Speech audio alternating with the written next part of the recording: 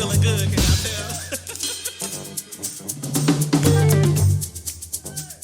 I tell? We're recording. If I didn't get that, then I wouldn't understand. But that's what I got. Yeah, he just straight up street. Ain't no diplomacy. Ain't no diplomacy. I ain't got the time. Call it raw dog. You don't have that on record, do you? Yeah. All right. Look. Hey, hold that family, my name is Brother Ray. Hotel. Good to see everybody at the Zoom meeting. Welcome to the Brooklyn William Mackey Jr.'s History Club. We meet here every other Wednesday in honor of William Mackey Jr., Amos Wilson, Louis Ray Rivera, Gil Noble, Dr. Dan, Dr. Bob, Ivan Van Sertima, and all the historians who gave up fame and fortune. They didn't have to go the route that they did. They could have went the route of riches, big houses, but they didn't. They chose to burn the midnight oil and bring truth to people, information. So we have to salute these people and keep their name alive. That's why we have this lecture series every other Wednesday, to keep these people name in effect. So, Brother Raji, could you come over to the books? We sell these books here in honor of Dr. Amos Wilson from African World Info Systems. So he can continue the work of Dr. Amos Wilson. We have Blueprint for Black Power. Sabato's last book in honor of Amos, The Psychology of Self-Hatred and Self-Defeat toward the Reclamation of the African Mind. Amos's classic, Black on Black Violence, The Psychodynamics of Black Self-Annihilation in Service of White Domination. All you hear on TV is black on black, clearing up everybody. Guns up. You have yet to hear anybody read or talk about Amos's classic, Black on Black Violence. The falsification of African consciousness, the developmental psychology of the black child, African-centered consciousness versus the New World Order, awakening the natural genius of black children, and distorted truths, the bastardization of African cosmetology by S.K. Damiano. We have these books, and we have Les Payne's new book. We have the Wilmington Lies. Those books are here by Brother Rahim. We also have the origin, African origin of Moses, of the Jewish people. Now I got a couple of the transfer agreement, the untold story of the secret part between the Third Reich and Jewish Palestine. But I have a couple of important books right here that's a must read. And these are doctors.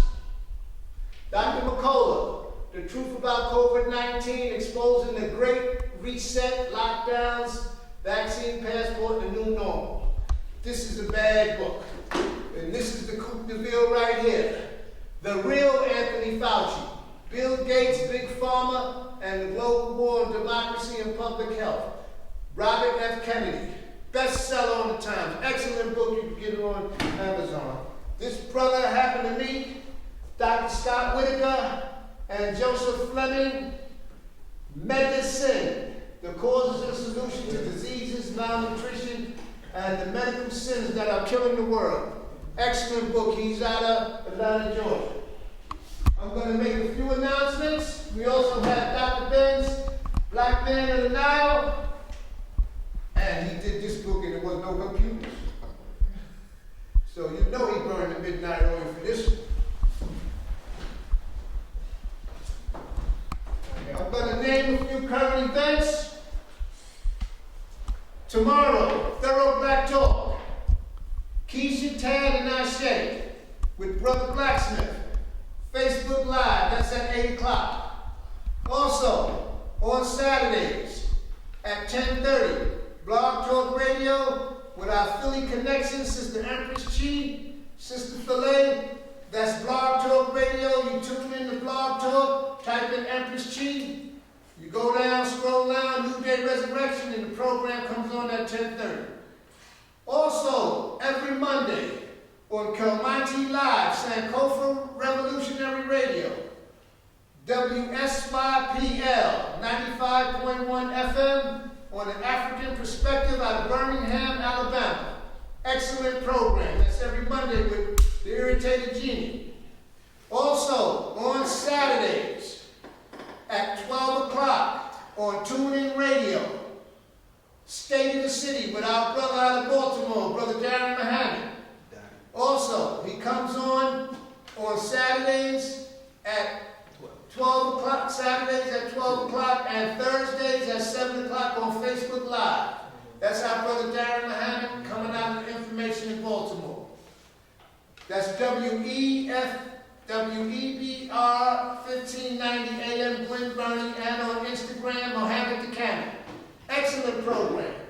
Also, every Tuesday at 7 o'clock, Dr. Halim, Your Immunity Project, one of the programs excellent on COVID-19. The information is impeccable. Also, if you tuned in to Semotap, you can get all the information from Brother James McIntosh and what Semotap organization is doing. That's Semotap on Facebook Live. Also, family, every Tuesday at 5 o'clock on Manhattan Neighborhood Network, you got Community Cop, one of the hottest shows on the East Coast with Brother Mike Graves and Noah Olina. www.manhattanneighborhoodnetwork.org. Bad program. With Mike Graves and Noah Olina. Also, Brother Kamal on WAT Productions. He has excellent series on tapes and stuff there.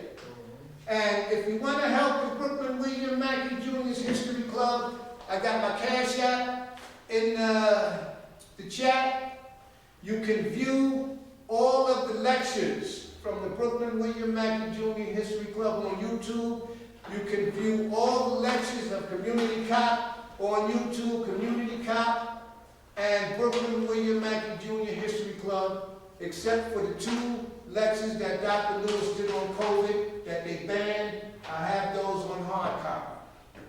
And once again, we have some information coming up on June 4th, Saturday at the Theater African Arts Festival. We have the flyer here, and then we have the 51st Annual African International Arts Festival will be held July 1st to July 4th. We have the flyers right here. That's for the people in the audience. So, those are just some current events and things that happen in the organization. So, without further ado, we are sorry for the inconvenience with our speaker due to circumstances beyond our control. You know, but we're going to bring on. Okay. Either way, whatever you want to do. Okay. Can you do it? Brother Charles, yeah. Okay. Without further ado, ladies and gentlemen, we're going to have to start off. We're going to have our brother Charles take over, and he's coming in at the bottom of the 9th, 2 outs, 3 and 2 count. The bases are loaded. Without further ado, we want to welcome to the Brooklyn William Mackey Jr. History Club, Brother Charles. Give him a big We'll be talking to the folks online and folks here. Good. All right, it's my pleasure to be here. Sorry for the lateness. Dr. Jeffrey sends his greetings. He apologizes for not being able to get here, but there's many reasons. Traffic is crazy. I was trying to get to where he lives in Teaneck for 2 hours, and it wasn't happening, so maybe they need me to speak and say something on my heart today. So I'm going to do what we do as African folks and ask you folks at home, you Africans here, for a profound. Normally we do libations, but one of our chiefs down in Ketsia said in our Khan tradition, you don't do libations at night. So since he told me that, I kind of modify how I do things. So instead, I'm going to do what Dr. J tells us to do and ask us for a profound moment of silence. And as we take this moment to reconnect with our ancestors and our Creator, I'm going to ask you all to think about our people in Buffalo. Greetings, Sister, how are you? I want you to think about our people not so far long ago that lost their lives, that were murdered in South Carolina. Philando Castile. Here in New York, we had plenty of martyrs to remember. And we even had martyrs in our own families, right? How many of our families died because they didn't have money for their health care? That's economic violence. Right. How many of our ancestors died because they didn't have political wherewithal? That's So right. this recent spate of violence in Buffalo is not new. It's something that African people have endured since the beginning of our Ma'afa. And so as we ask for a profound moment of silence, I ask you to think of those close to you and those who are not so close to you, that are African people that are united in our blood. They're in our blood, they're in our spirits. I'm going to ask for a moment of silence for those souls.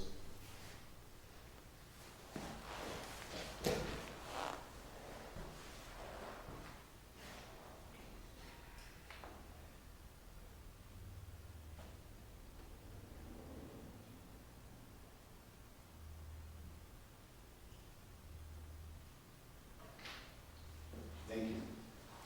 Right. So we start off tonight, Dr. J was supposed to speak about Africans at the crossroads. I'm not sure whether Mike, what you discussed with him, but Africans are at a crossroads as we speak. We already talked about the recent murders.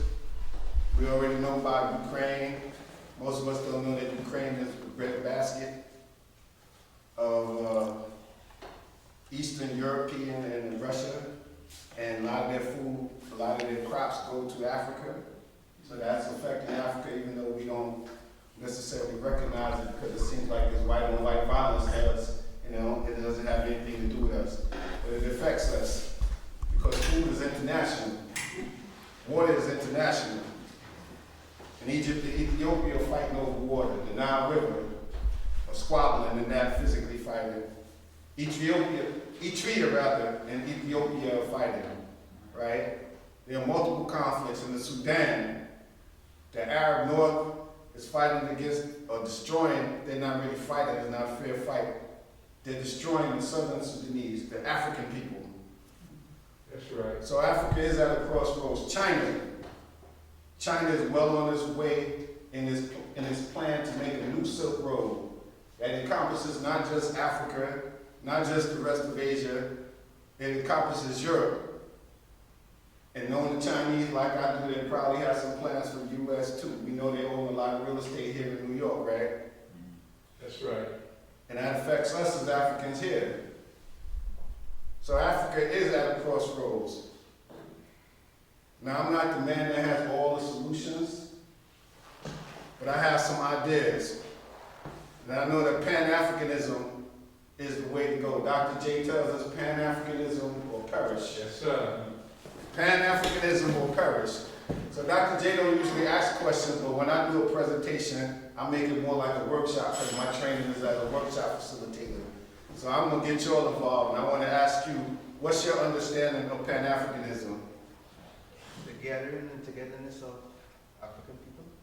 Say that again, brother, so the people, say it louder so the people back at home can hear you even though they don't see you. Matter of fact, hold on, let me stop you. So what I normally do is I don't just do workshops, I do leadership preparation. And part of leadership preparation is us learning how to speak in public. So what I do, and excuse me for taking the liberty, I usually do this with younger people. So I'm going to ask you to stand up, and I'm going to ask you to project like I do our young brothers and sisters, because they need to see what, you know, part of their responsibility. Everybody don't like to speak, but sometimes you do need to speak. So you need to have the skills.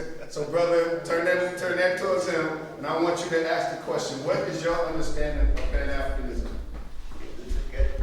Togetherness. It's all right, take your time. Togetherness, the unification of. That's an excellent answer, brother. Thank you. Okay,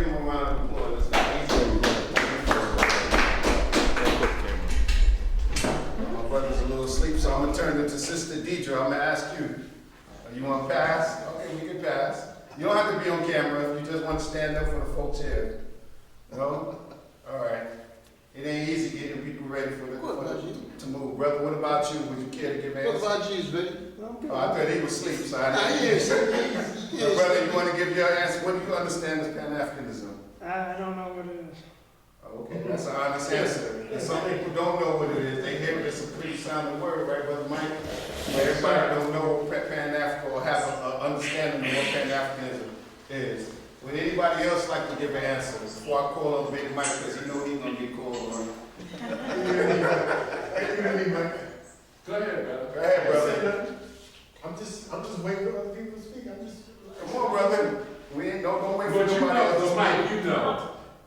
I know you know. Hold on, let's get him first. Good brother, what is your understanding of Pan-Africanism? Pan means universal, Yes. and African means people of African descent. So you're talking about a universal unification of people of African descent. Economically, politically, socially. All right, he on point. Give that brother around.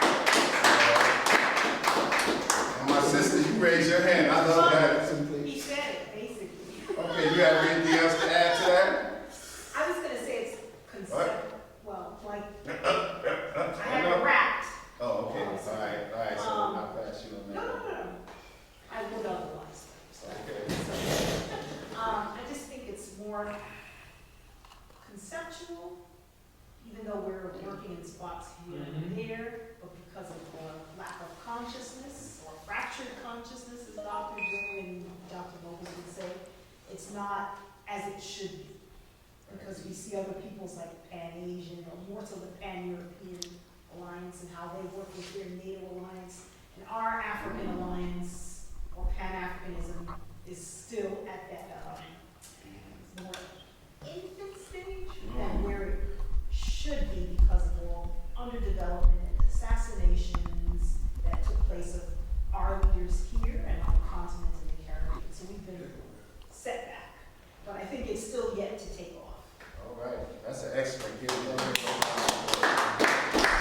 Hey, Mike, you know I got to call on you. What is your understanding of Pan-Africanism? You can put him on camera.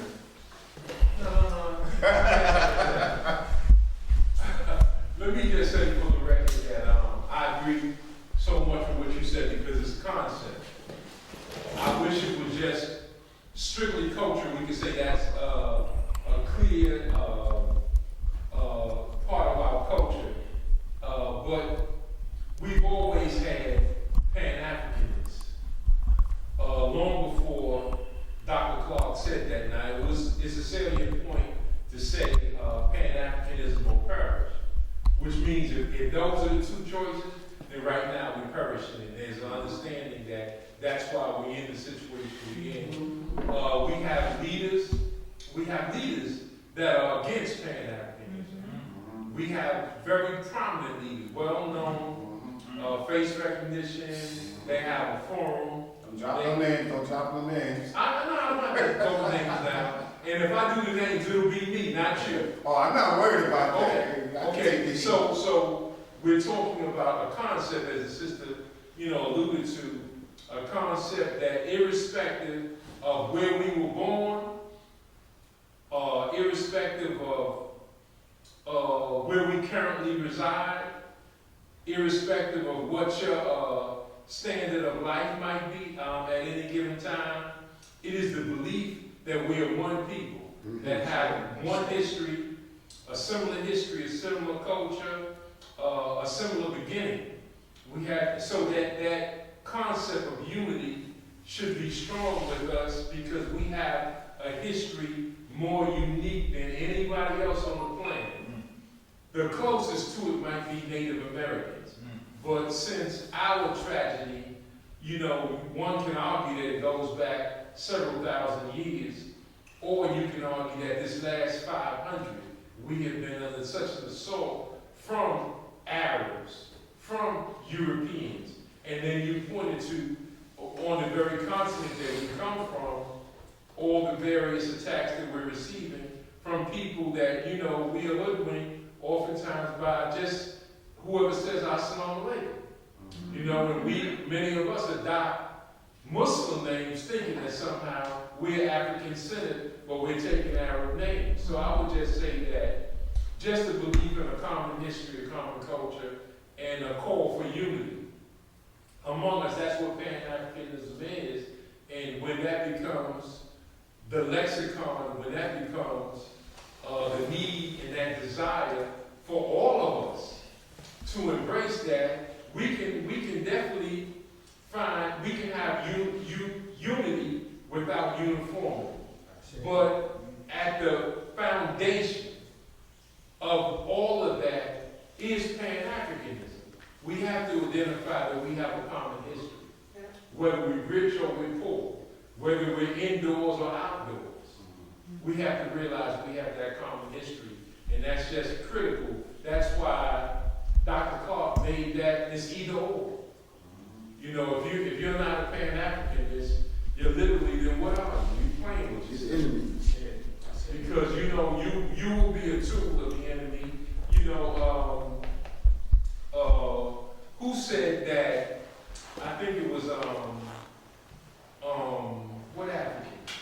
Was it Steve Biko who said that the enemy utilizes your mind? What was it saying? The greatest weapon. The greatest weapon of the enemy is that he In the hands of the oppressor is the mind of the oppressed. the mind of the oppressed. Consequently, All right, y'all. So we had a class for tonight. Good night, people. Thank you for that. So that's what we're saying. That it's critical, and you can't say that enough because it's critical that we understand what Pan-Africanism, because that's fundamental. Brother, you have to answer. Yeah, I just want to just add something briefly, right? You know, on my way over here, I was having a conversation on the phone with a brother, and I was telling myself, yeah, I'm going to this lecture, you know, basically. And the conversation we was having was a Pan-Africanism conversation. You know, and I was telling them how it's important, you know, because like a lot of times we come down here and we always discuss our past. It's important for people to know their past so that they can be able to point their future. Okay, and but at this point in time, right now, I think it's so important for us as a people, as Pan-Africanism, to start formulating these conversations to the point where we're gonna, you know, make these conversations real instead of just a concept.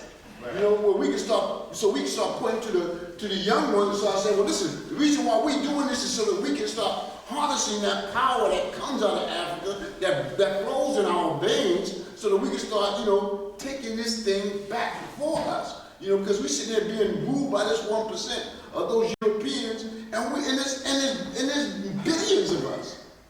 And we need to start formulating a direction where we need to go. Right, you 100%, brother, because that's one of the critiques that our young people or younger people have of our movements. What are the concretes that's produced for them? What is the concretes of Afrocentric theory? What is the concretes of learning history? They want to know how it will produce results for them. And right now, to take care of their, as Brother Small says, there's 5 needs: food, clothing, shelter, safety, and security. How is it going to take care of that? How is it going to prevent them from being murdered in the street like our brother George? How is it going to protect them in their churches and their mosques from white boys coming up in there and shooting it up? That's what they want to know. Until you can provide answers for those questions, how can you produce jobs for them so that they can be able to take care of their women, take care of their children, look in their children's eyes with pride, and say, yes, I'm your father and I'm a man. This is what a man does. This is what a woman does.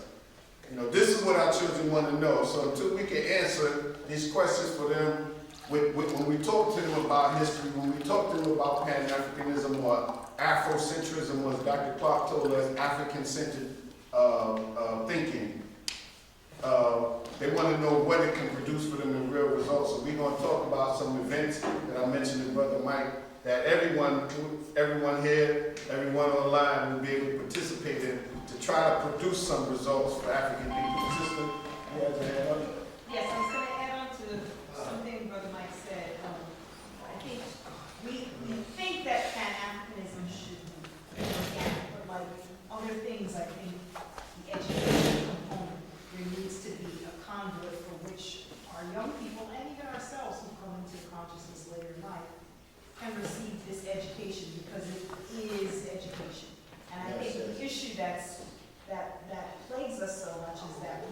integrated into their philosophies, into their schools that do not, and are not meant to inform us. And I think Adelaide said it best, is if it's not for our education, it's not for our liberation. What is the It was said, I'm trying to think, I think it might have been Wade Knowles that said, no, Dr. Clark definitely said it. The only education, the only real education is the education that teaches you how to handle power. He said everything else is a waste of time. Good Sheila. So, what you're talking about with the school system, though, that's a miseducation, as you already said to us. But we need an education that's not just in our school system, that exists in our homes, that exists in our community centers, that exists in our places of worship.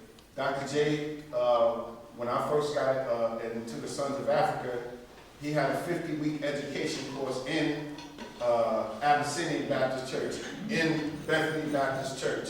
We had First World Lecture Series. So there was a constant communion of the people sharing the same energy and being able to see that there were people out there that thought like them, and there was information being shared to us from around the world. And while we're talking about First World Alliance, I just want to let you know that yesterday we had a beautiful reinterment ceremony for Queen Mother Neferkeptis, who was the heart and soul of First World Alliance. Yes, sir. And so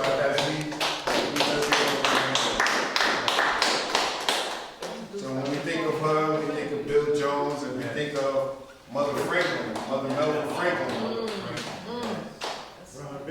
We are encouraging Africans here and Africans online. When you get information, the information is not about you.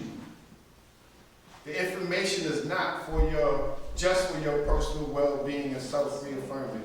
Your duty with this information is to share it with our community, to share it with our young people, to affect your behavior, to affect the way that you deal with your spouse, or your boyfriend or girlfriend, or your brothers and sisters, or your grandmothers and grandfathers. I don't want to see no more elders walking around after you leave this lecture series struggling with their bags or standing up on the bus stop. We're playing with being African. It's time for us to be serious with Africans.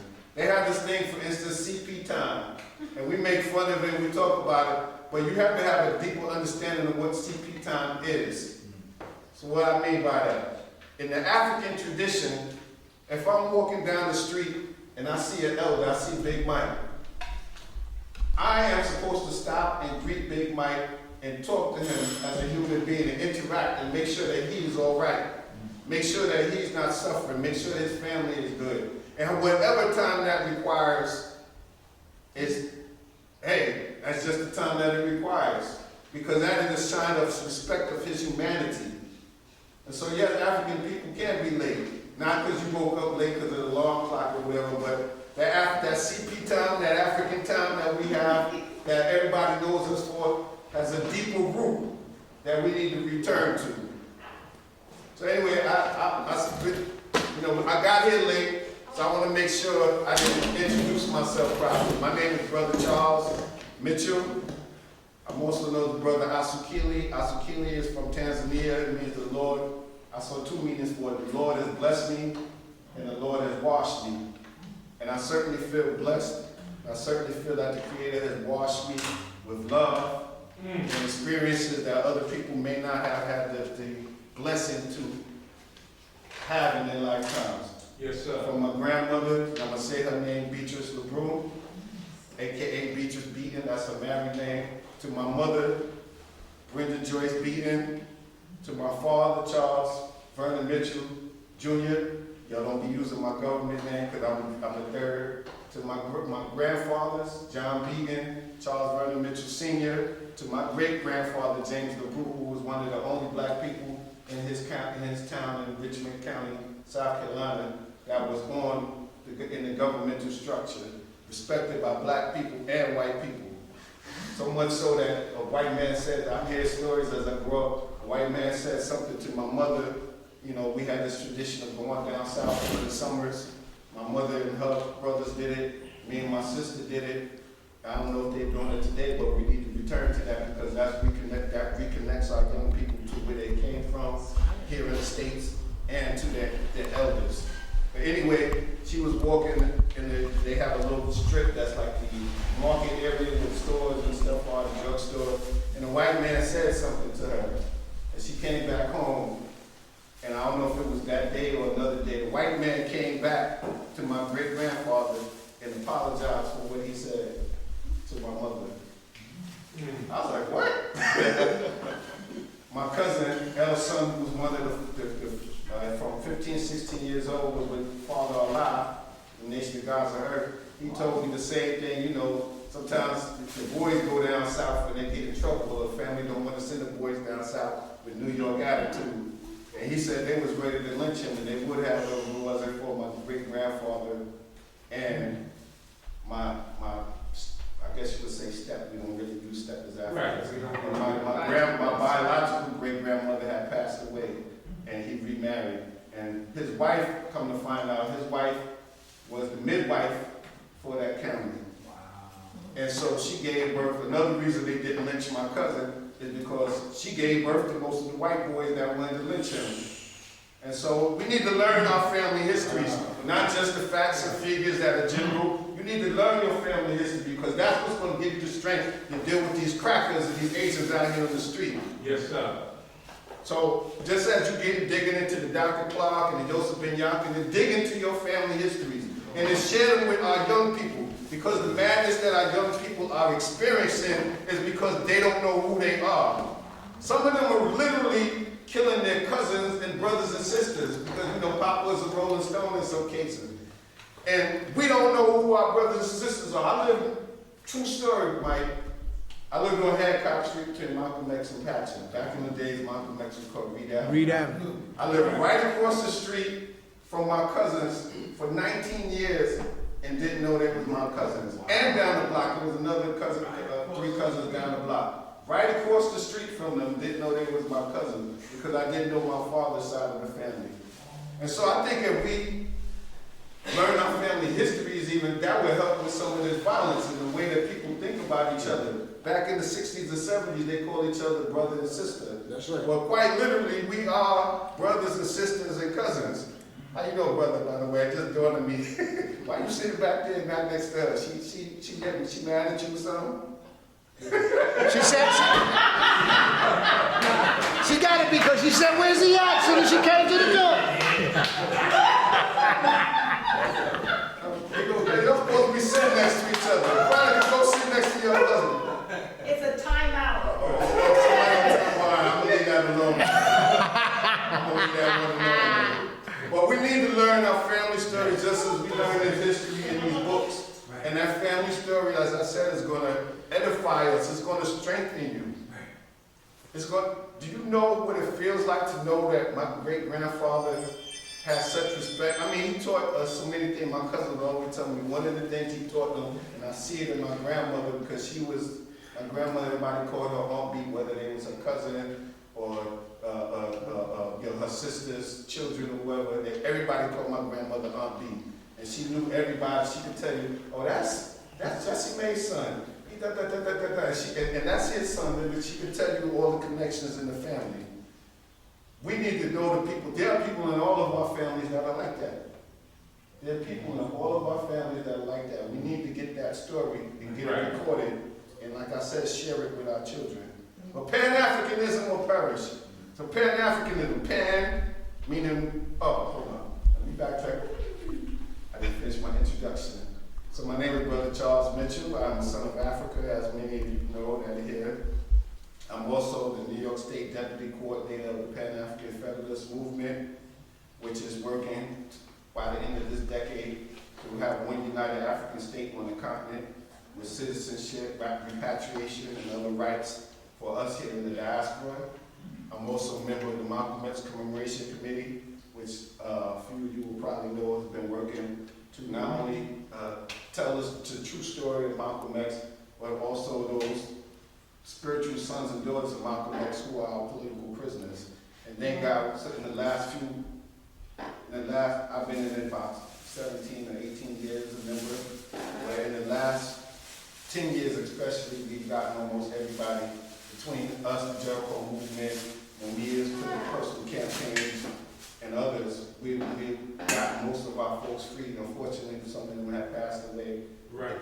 still locked down.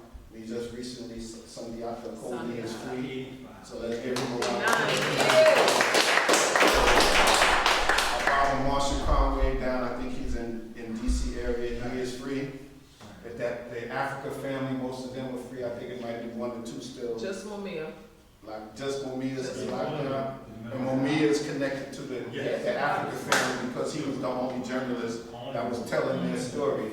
And so they set him up with some scenario while he was driving his cab. Right. And I'm getting Dr. Jeffrey's thing. You know how Dr. J is, Dr. J is So always that's what. on an interview and somebody's calling him. He's on the interview. But yeah, so Mumia is very important because he was a truth teller. And he suffered for telling the truth, just like many of our other greats have. So, and finally, I'm also a member of I'm one of the many organizers that is working on the National Black Political Convention 2022, which is going to be commemorating the 50th anniversary of the original convention in Gary, Indiana. 72. And 72, that's right. Where Mary Baraka, Congressman Charles Diggs, and then Mayor Gary Richard Hatcher were the hosts. And out of that came a Black Agenda platform, and they also had a coordinating committee that came out of that. And out of that, there was an explosion of Black representation as mayors, and city council, and state assembly, state legislatures, and so forth.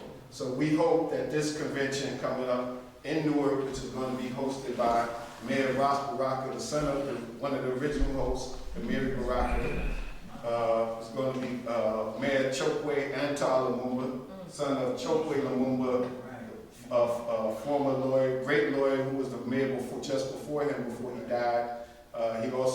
He defended many of our greats in these cases the COINTELPRO cases that they had against them. He was in the RNA, and then I'm trying to remember the name of the vehicle. He left the RNA and formed another vehicle. Tell them what the RNA is. RNA is the Republic of New Africa. So that's another lesson. We could have a separate lecture on that.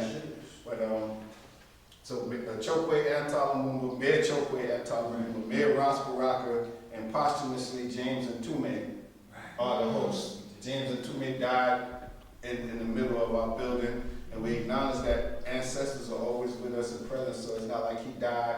It is now part. He will still be with us as an ancestral spirit. So I questioned for a minute that white boy and he questioned that he died. Do we need to take him off?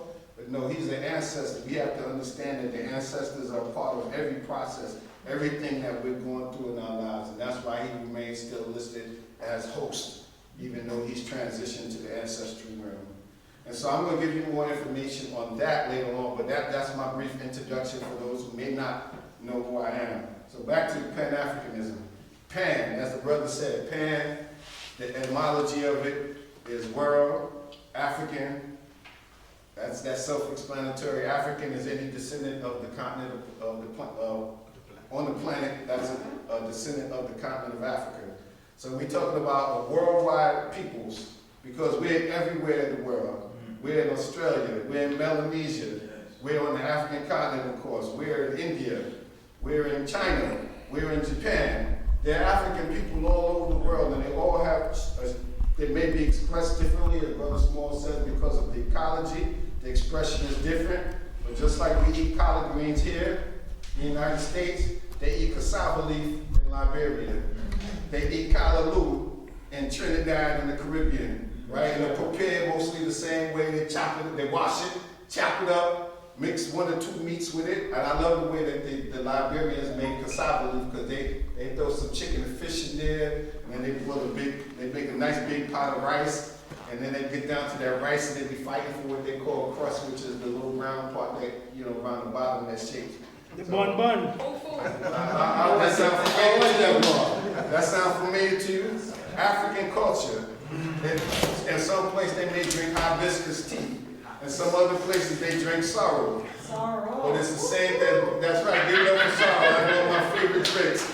Same cultural practice. We all understand that there's one creator. Whether we express it through Allah, whether we call it Lofi, whether we call it, what do we call it in the Quran? can't remember the Akan name, I'm not going to dwell on it. But we practice the same culture. We all believe that our ancestors walk with us, right? Some of us may be able to see them when they die. I know Brother Small sees people in his dreams, right? Some people see them in their bed, they lay down in bed, and they look up and they're standing right there at the foot of the bed. A lot of us have things that we have these gifts, and we hide them from people because of our Christian teaching or our Muslim teaching. But some of us can hear things. I know I have a friend that they talk to her. The ancestors talk to her and what I would call the Orisha, since I practice Lukumi, right? We all have these gifts that are gifts from our ancestors to help us to connect with the world that we don't see. Because there is a world that we don't see. Scientists know this, right? They may call it dark matter. They may be trying to figure out what is the Higgs boson particle, the thing that changes things from the immaterial to material, to mass, to give it mass, to something that you can see. Our ancestors understood that thousands of years ago, before the white boy and his physics and his astrophysics. So it's not spookism. It's a real, living, breathing thing that we have in our technology. And so when we talk about Pan-Africanism or Pan-African understanding, we have to first start with the way that we think about things, the way that we see ourselves and the rest of the world. That is where Pan-Africanism truly begins. Because once you start to learn what your culture is as an African, you can see your politics, your economics, and your culture in a whole new light. Right? Dr. J talks about politics, economics, and culture, but I don't think that some people get it. He starts with economics. Economics is how you use your ecology that's around you to make your food, clothing, shelter, safety, and security. And in a system like ours where you have to make money, right? But economics needs a management capability, and that's politics. Politics allows us to understand and work out these social interactions where, where we can have a structure where we can sell our goods fairly, where we can figure out how to build a community center or how to build a school. That takes some social management.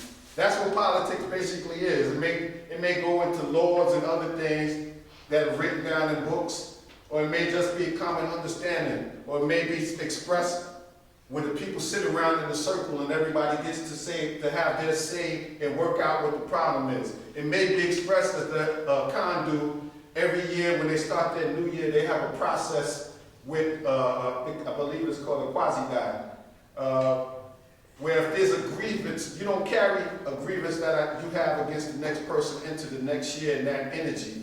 The grievance is worked out, something is figured, some discussion is had on how can we move forward and leave this thing behind and remain brothers and sisters. And after that process is done, you're clean of that energy and you can move forwards in love and peace and harmony, or as the Egyptians or the Medians would say, in Ma'at, truth, justice, righteousness, reciprocity, harmony, balance. That is the teachings of our ancestors. That is the Pan-African understanding that we have to have. When we deal with the politics out here with the Democratic Party and the Republican Party or being independent or the Green Party, whatever, none of that, I'm about to say something else, but none of that stuff is African. We can use it because it's here, but we have to remain African. We can go in those parties with an understanding and come back to our community and say how and figure out how we can use those parties to our community's business benefit. That's what we're supposed to be doing as Africans. Pan-Africanism. How can we work together? Culture. The culture is the cement of all of those ideas and thoughts that we have on ourselves, our brothers and sisters in the community, our family. It's the thought that leads these different expressions. Brother Smalls tells us that culture is not dancing, right? Culture is not the songs. The songs are an expression of your culture, how you think. So when you hear the Lukumi, which is really the Ifa tradition, and then pouring libation, If you know what the libation is saying, is giving thanks to the Creator, because we understand that everything is and emanates from the Creator. So we give thanks first to our Creator. We give thanks to those spirits that support the work of our Creator. And we give thanks to our ancestors, because they are all with us and in us. Yes. They are with us and in us. And so when you go out into the world and you treat the world disrespectfully, you mistreat animals, you mistreat our sisters, you mistreat our brothers, you are not practicing what it means to be African. When you let our elders stand up while you sit down, you are not practicing what it means to be an African.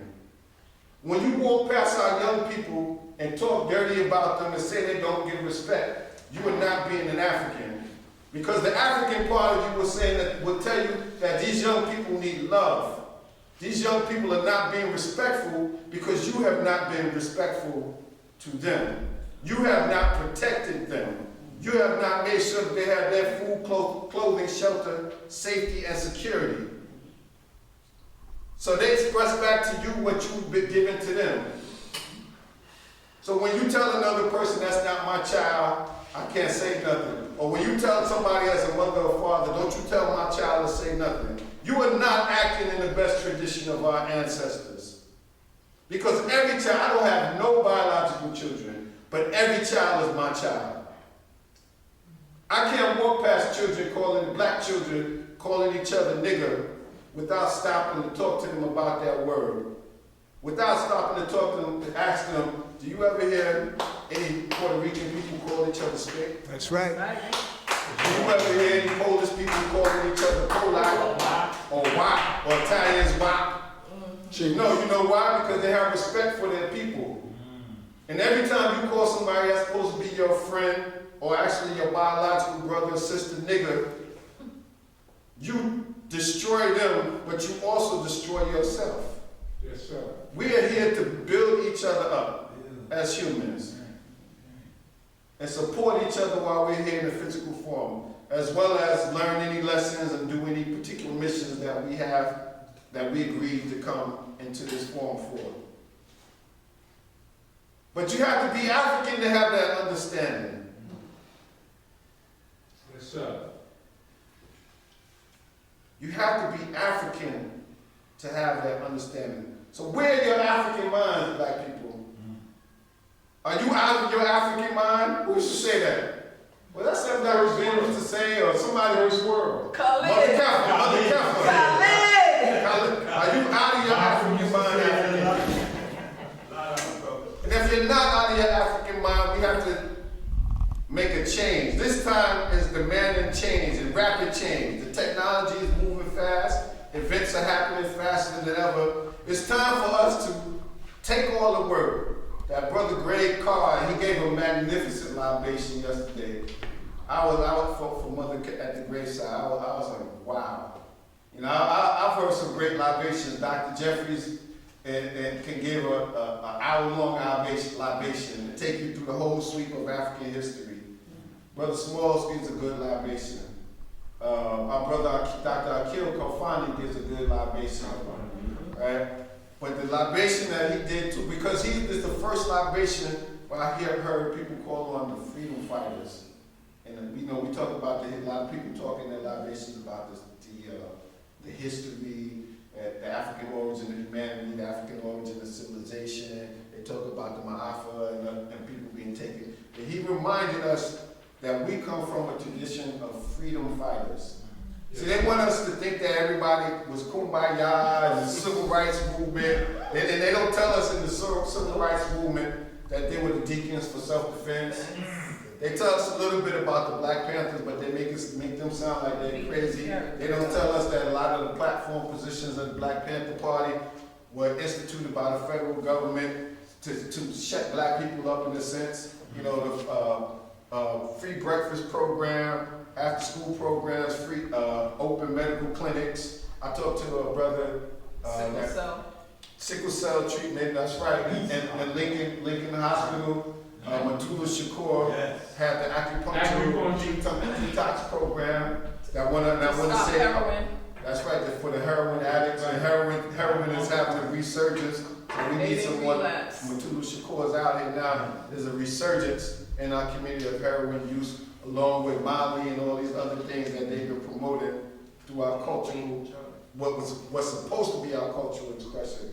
And I'm gonna address that because I'm a true hip hop head. I remember when you could only hear hip hop when you went to Harlem, or you was in the Bronx, like South Bronx, on WHBI radio. And I used to go up there with my adopted grandfather, Frederick Oliver Westerman Sr., may he rest in peace.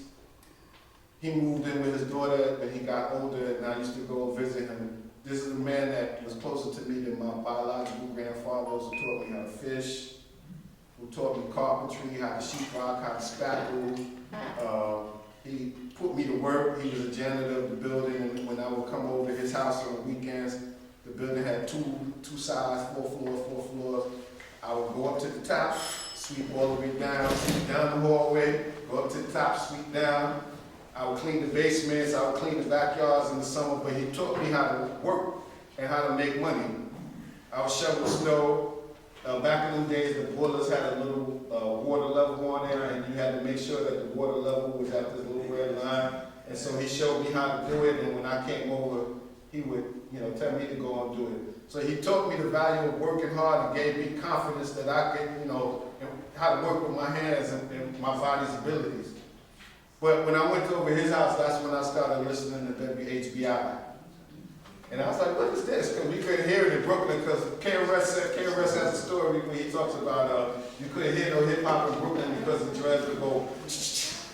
He was telling the truth. In East Flatbush, you ain't hear nothing.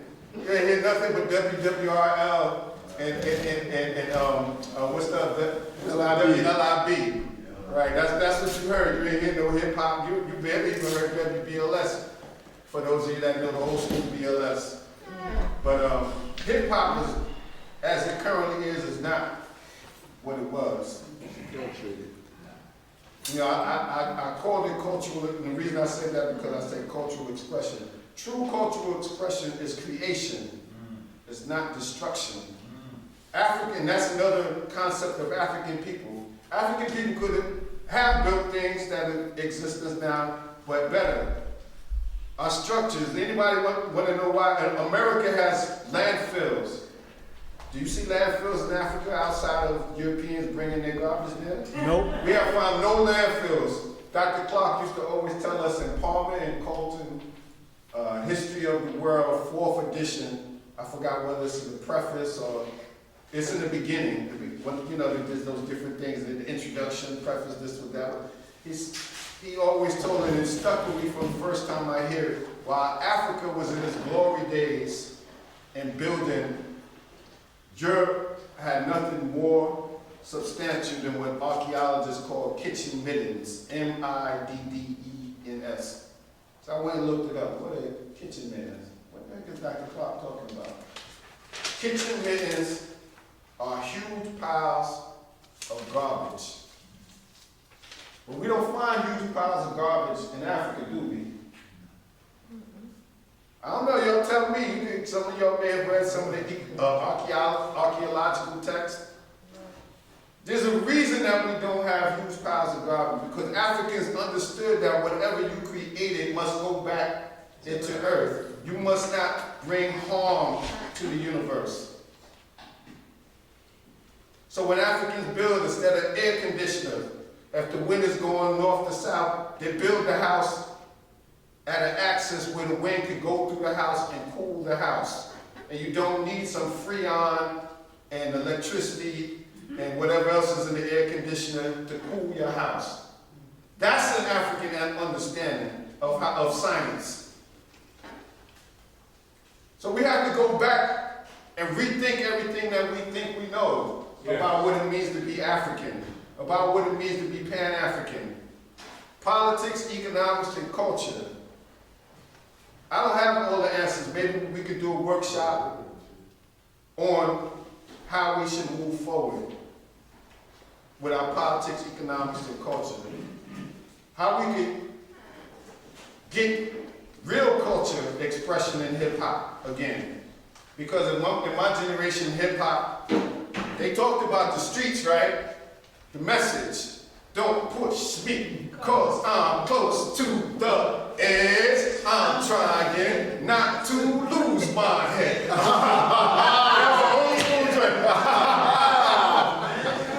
We had expression, we talked about the streets, but we talked about it as a storyteller, as a commentator of the times. We did not glorify rape.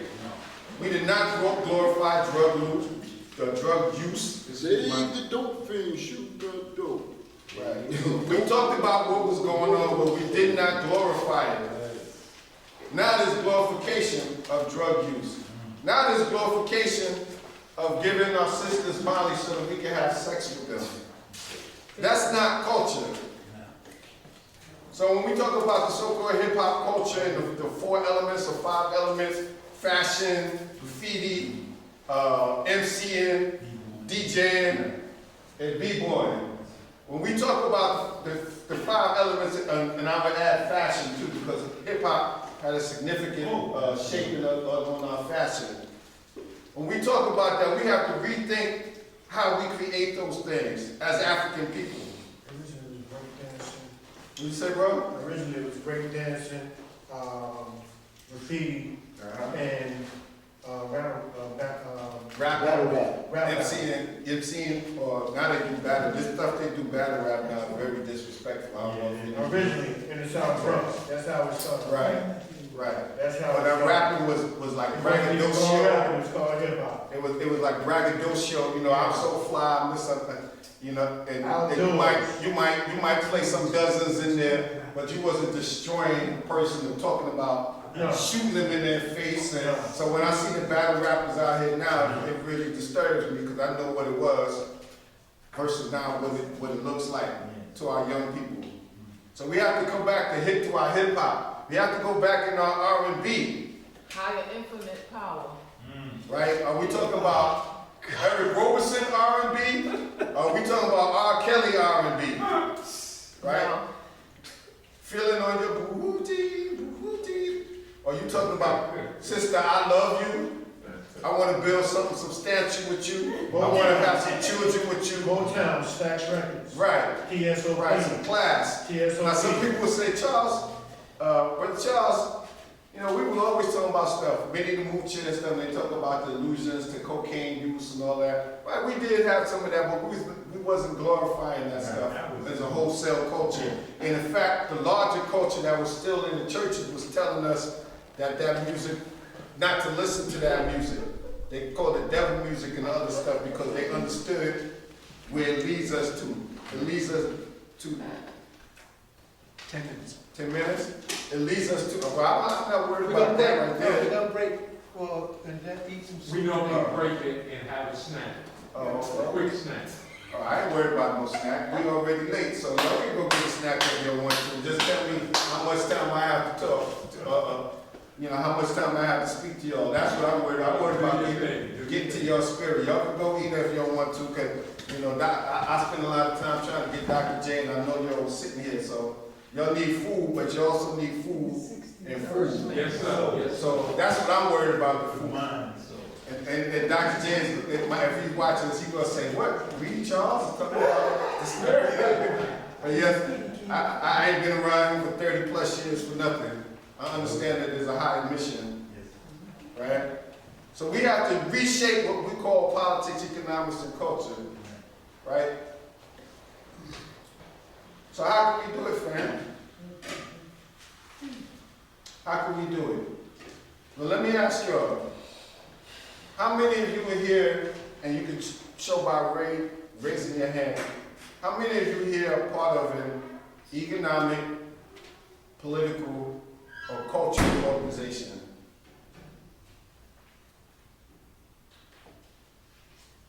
So for those of you that are home that didn't raise your hand, and those of you that are not here, you're not serious if you do not raise your hand. And I'm saying that as your brother or your big brother, or your little brother if you're older than me. You're not serious. Our ancestors told us to educate agitate, And organize. That's right. And towards the end of his life, Kwame Ture, who used to say that all the time, he changed it. He said, organize, organize, organize. Organize, organize, organize. So if you're out here trying to do something on your own, or talking about this stuff of intellectual masturbation, and you're not part of some organizational process, then you're not serious. And because you're not serious, our children are suffering. Our elders are suffering. Our ancestors are suffering. And that's not, and you are suffering. We have to create what Dr. J tell us. It starts with an S. We have to create a system. If you're trying to fight against a system and you don't have a system of your own, you're just playing games. Systems analysis. Systems analysis, but to have systems analysis, you got to have a system. You got to have a system to be able to combat the system that is built on our destruction and devastation and death. The 3 Ds that Dr. J used to tell us all the time. You got to have a system to combat. An elder was on the call with Dr. Mack and Seymour Tapp, and Dr. Mack had some doctors on, and the elder stayed. We stayed like 4 or 5 hours after. The elder said that he had some children with a sister. They broke up.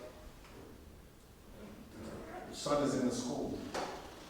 The school is trying to diagnose him with special ed and put him on drugs. The sister didn't tell him what was going on. She okayed it. The son, the drugs that they gave his son affected the parts of his brain that control your impulse control. And so the son started stealing. Another side effect of the medication is that the son started putting on weight. He said now his son is 30-something years old. He's in jail. He's 200 and something pounds, and he can't get out. When we look at those young brothers on the street, many of them are the victims of drugs. Whether it's the special education drugs that they use in the school to dope up our boys, to the crack epidemic. Many of the babies that we see nowadays that we can't figure out what the heck is going on with them, they are second-generation crack babies. Their parents might have been the original crack babies from the sisters that got hooked on crack. Right. Some of these children with developmental disabilities that we can't figure out why the hell they're walking down the street shouting rap lyrics, not just mumbling to themselves, shouting rap lyrics, looking at people, cussing at them, smearing. I saw one incident, a brother in the Bronx was on the elevated train, and the sister was just sitting down minding her business. He walked up to her with a bag, paper bag. The paper bag was full of feces. And he just walked up to her and smeared it on her face. Yes. I think it's the same brother too, was arrested twice. That's right. And let go. Arrested the first time and brought to court, and I think in the Bronx, and then let go. Then another incident in Brooklyn, and let go. They created these demons because we don't understand the importance of the community being involved in the nurturing and the development of our young people. System. We have to have a system to help the sisters that truly don't have a support system. My mother was married and divorced before I was 3. She was a single mother, but she had a support system. She had my Uncle Mansour. She had Freddie. She had my grandmother. She had her girlfriends, Dolores and Eleanor and Kathy and Sandy. She had a support system. These sisters out here, these young sisters that we're walking past with children, some of them don't even have a mother that they can call on. Some of the grandmothers who are young themselves said, I raised my children, you're going to have to do the best to do your home. That's not how I was raised. I spent more time with my grandmother than I spent with my mother because my mother was out working. But that's the African tradition. Right. That's the African tradition.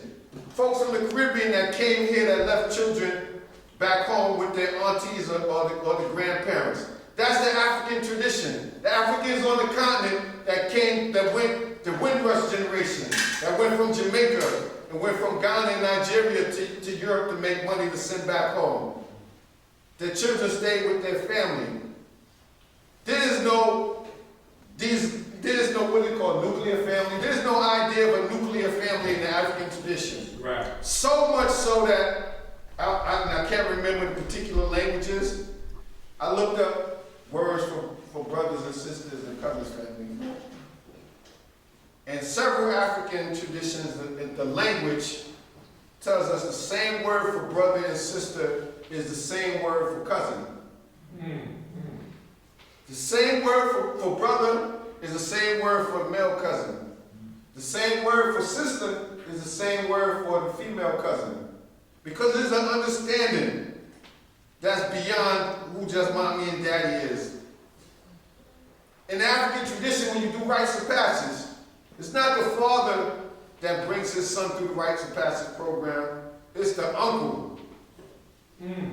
Because the father may be too emotionally involved and putting pressure on the boy to succeed through the process, whereas the uncle who's still connected to the boy can nurture him and guide him and he won't feel as much pressure. It's like when we talk to folks and one person tells us something that's close to us and we don't hear it, but if somebody else close to us that we respect tell it to us, there's a different way. They open up and they respond to it. That's the understanding our ancestors had. So the brother is giving me the fingers, and so we're gonna pause on that. We're gonna do a 10-minute, ladies and gentlemen, Zoom audience. You can unmute yourself. We want to thank Brother Charles for coming in. Coming in for Dr. Jeffrey. Unmute yourself, have conversation.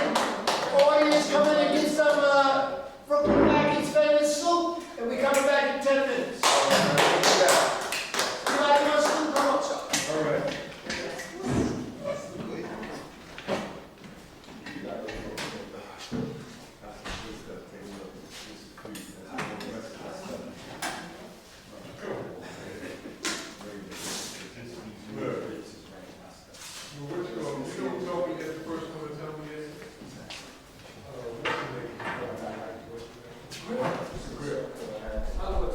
I'm calling. Okay, ladies and gentlemen, in the audience. Calling to the Zoom. I got it, brother. We getting ready to start again. So please take your seats. Yes, we put a list. Let's come back together. I got a day or two left. Yeah. Hope everybody took the 10 minutes or whatever it was to use the bathroom. Because I want you to get excited and have no accidents on yourself when you hear some information that helps your spirit.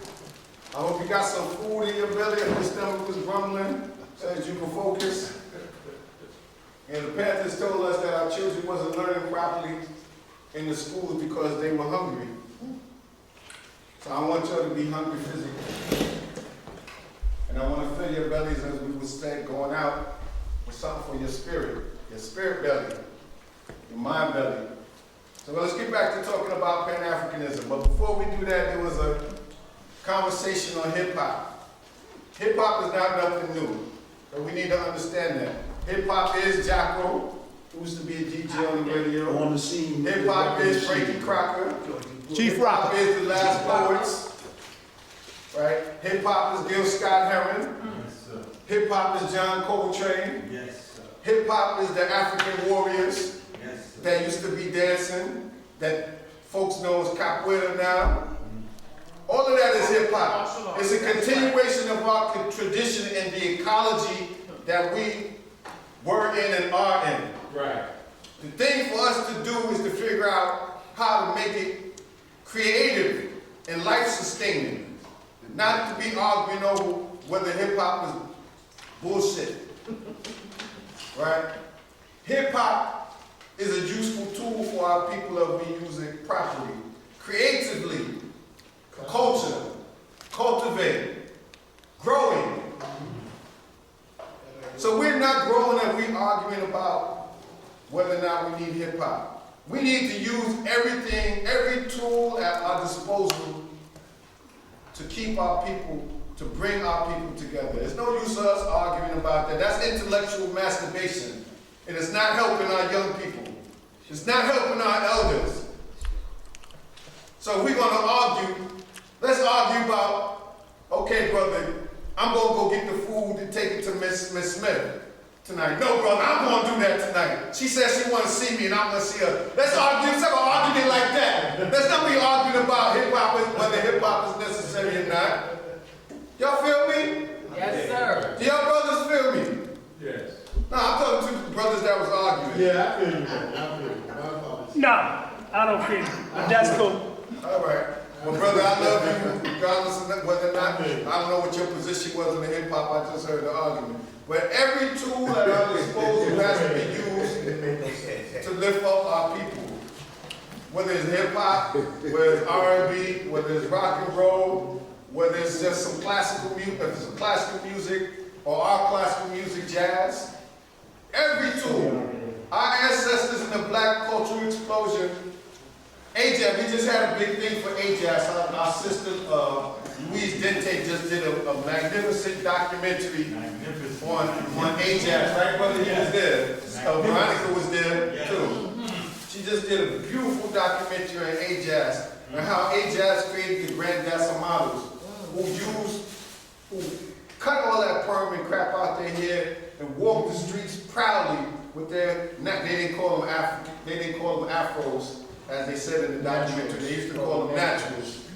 Naturals. And showed our young sisters what black women's beauty is supposed to be.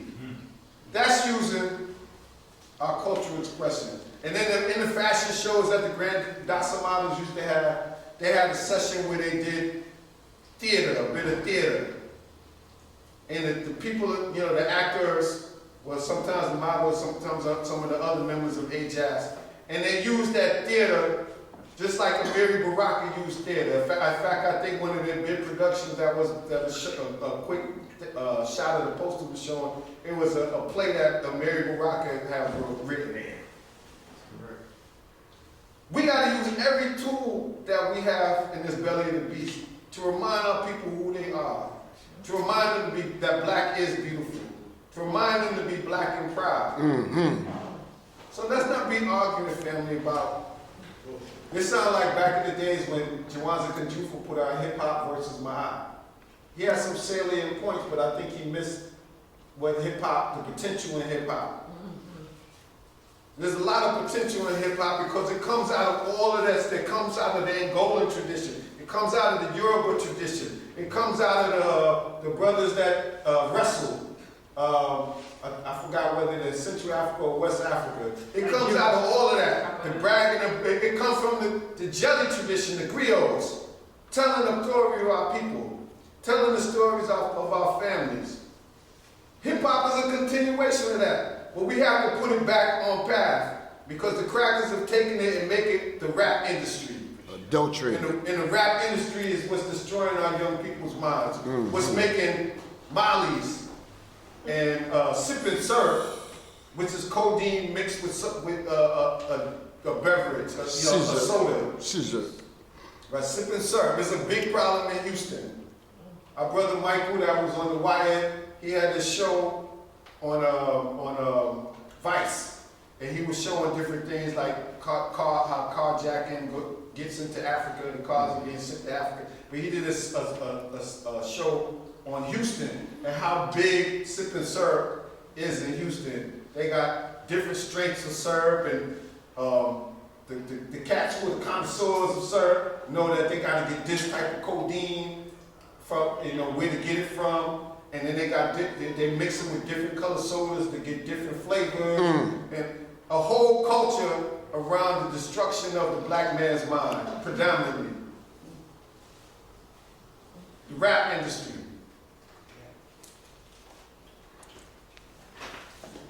So we got to take this stuff back, family, and use it for our people. And make our young people know that it's not acceptable. I don't care how much damn money you get from, I'm not going to say their names, but Dr. J already told us who controls the entertainment industry. So, Small hats. That's irritated genius. That means it's the small hats. That's right. And they probably say it, but they don't want us to say. They don't want us to criticize them after they make books about they created this empire, an empire of their own. I read an article that was in one of their journals talking about, yeah, we know we created Hollywood and we're proud of it, but when you criticize the impact that Hollywood has had on even Jews themselves, the images that was created negatively portraying Jews, negatively portraying the Native American population, and definitely negatively portraying African people. Bug eyes. Turning yellow with fear, or white with fear. Not speaking proper English. Some of the brothers the step and fetches, so some of the brothers and sisters were highly educated. Absolutely. Highly educated, college graduates, but they could not get dignified roles because that's not what Hollywood wanted to portray of black people. That's right. But at the same time, we had a brother in Harlem. What was our brother's name? Michaud. Oscar Michaud. Oscar Michaud. Oscar Michaud. That's right. Oscar Michaud made his own way. He made his own films, and there were others that we don't know the names at this moment that created a whole black film industry, just like Tyler Perry has created an industry. We can talk about that. That's a whole other lecture. But any artist, any black artist should know that you have to, if you're going to be an artist, you have to be a producer, you have to be a writer, you have to be a director, you have to finance your own thing by hook or crook. That's one thing I respect about our brother from No Limits. He didn't ask white folks for no money. He created Master P. Master P. No, he didn't. He sold his stuff out the trunk and made hundreds of thousands of dollars before he caught white people's interest. That's the type of stuff that we need to be on. That's the type of stuff that we need to encourage in our young people. Not creating destructive music and white folks will finance you to be the creative thing while they control the production and distribution. And that's what most of these Bad Boy and all the other ones, that's the record deal that they have. The white folks use us for our creative capability to destroy ourselves, and they make the real money, which is in production and distribution. We gotta stop that shit. And we gotta encourage our young people to stand united and support each other and build. Because that's how we move as Pan-Africans. That's how we move as Pan-Africanism. We have to control the culture. And out of our cultural production, the dances that we create, the TikToks that we create, that we should have TikTok. We should have our own TikTok, because most of the stuff that people are doing, they're stealing from black TikTok creative producers. These dances and things that you see these white folks doing and the cute little college kids doing, they see that on somebody's black TikTok profile, and then they take it and it becomes this national trend that white folks are doing. And the black creators on TikTok and YouTube and all the other ones that created this stuff don't get the money that they're supposed to get. But we should have our own TikTok. We should have our own YouTube, our own Facebook. And I'm going to promote one. Our BB2 Mikasa is one such vehicle that we need to look into. Created by a brother who's now living in Ghana, because he understands, he does classes in Chi, he does classes in Yoruba tradition, he does classes in culture, he does classes in history. And he's based, I forgot what, I think it's the University of Legon. He's working with as a professor in Ghana. And his parents are down south. They were from Brooklyn, the Cambones. So some of you might remember his father. His father was on C-SPAN a few years back, because he made a statement that white folks considered inflammatory as to how African people need to interact with white folks. But the father and the mother lived down south. I'm not going to say what state, so these crackers can't go looking for them. But I'm sure they got their gats ready, but they're elders. I'm not going to send them to speak. But we need to support and build vehicles that nourish us, nourish our politics, nourish, are centered in our culture, nourish our economics. Because we got too many people, too many brothers that's ashamed to go and look their children in the face, look their children's mothers in the face. I know a lot of brothers that don't even want to get married because they know they don't have money. I was one of those brothers. I remember having conversations with Sekou Owusu, who used to live here in Brooklyn. He's an ancestor now. And we talked about, and this was in the 90s, and we saying, what can we do to encourage relationships? Because we got a lot of single good brothers out here that don't have money, and there's a lot of single good sisters out here that may have more money and education than them. Right? What can we do? And that's where our culture can come in. Because we have to change the values in our community, right? Kevin Samuels died, and he was talking about, the sister said he was talking hard to them. He was talking hard to them, but he talked equally as hard to the brothers. And most people don't want to say that because that's not the spirit. They want to put black men against black women. Exactly. And a lot of black women, unfortunately, are falling for it. But the brother had some points. But I disagree on him on what a high value man is. A high value man is not about your dollars and your schooling and what. A high value man is character first. That's what our ancestors told us. What is the character of the man? What is the character of the woman? Now I might mispronounce it. Iwa Pele. In the Ifa tradition, as you grow, some people may just be practicing, some people may be priests or priestess or be a different level, which is Babalawo, right? But central to learning about the spirituality is the development of your character. Same thing in Kemet. Right? Dr. J always talks about Akhenaten, and most people don't understand why he is so consistent in talking about Akhenaten. Akhenaten took, when he came into his kingship, he took the capital from the capital that was in existence at the time and moved it because those who were in charge of the government were so corrupt and using the shrines and the governmental system to profit themselves that they had forgotten about Ma'at. They had forgotten that God was center. So he moved the capital, made the national religion Aten, or Amen rather. One God. Because the African understanding was always that there was one God. It may be different expressions. It may look like Keppel one day. It may look like Asir or Cyrus one day. It may look like Aset another day. But it's the same God. And so he moved the capital.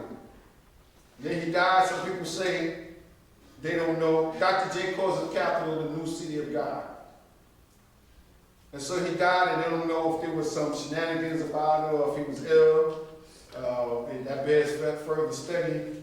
But they returned the capital back to the corrupt capital. And they controlled the next successor, Akhenaten, and others who came after him.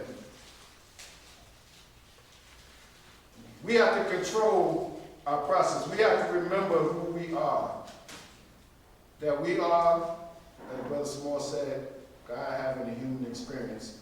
And when you have that understanding, you think differently, right? When you understand that everything that is out there, everything that you see from the trees to other human beings to the animals, they all are part of you. That's a different understanding, right? That's a different way of knowing that I have to relate to them the same.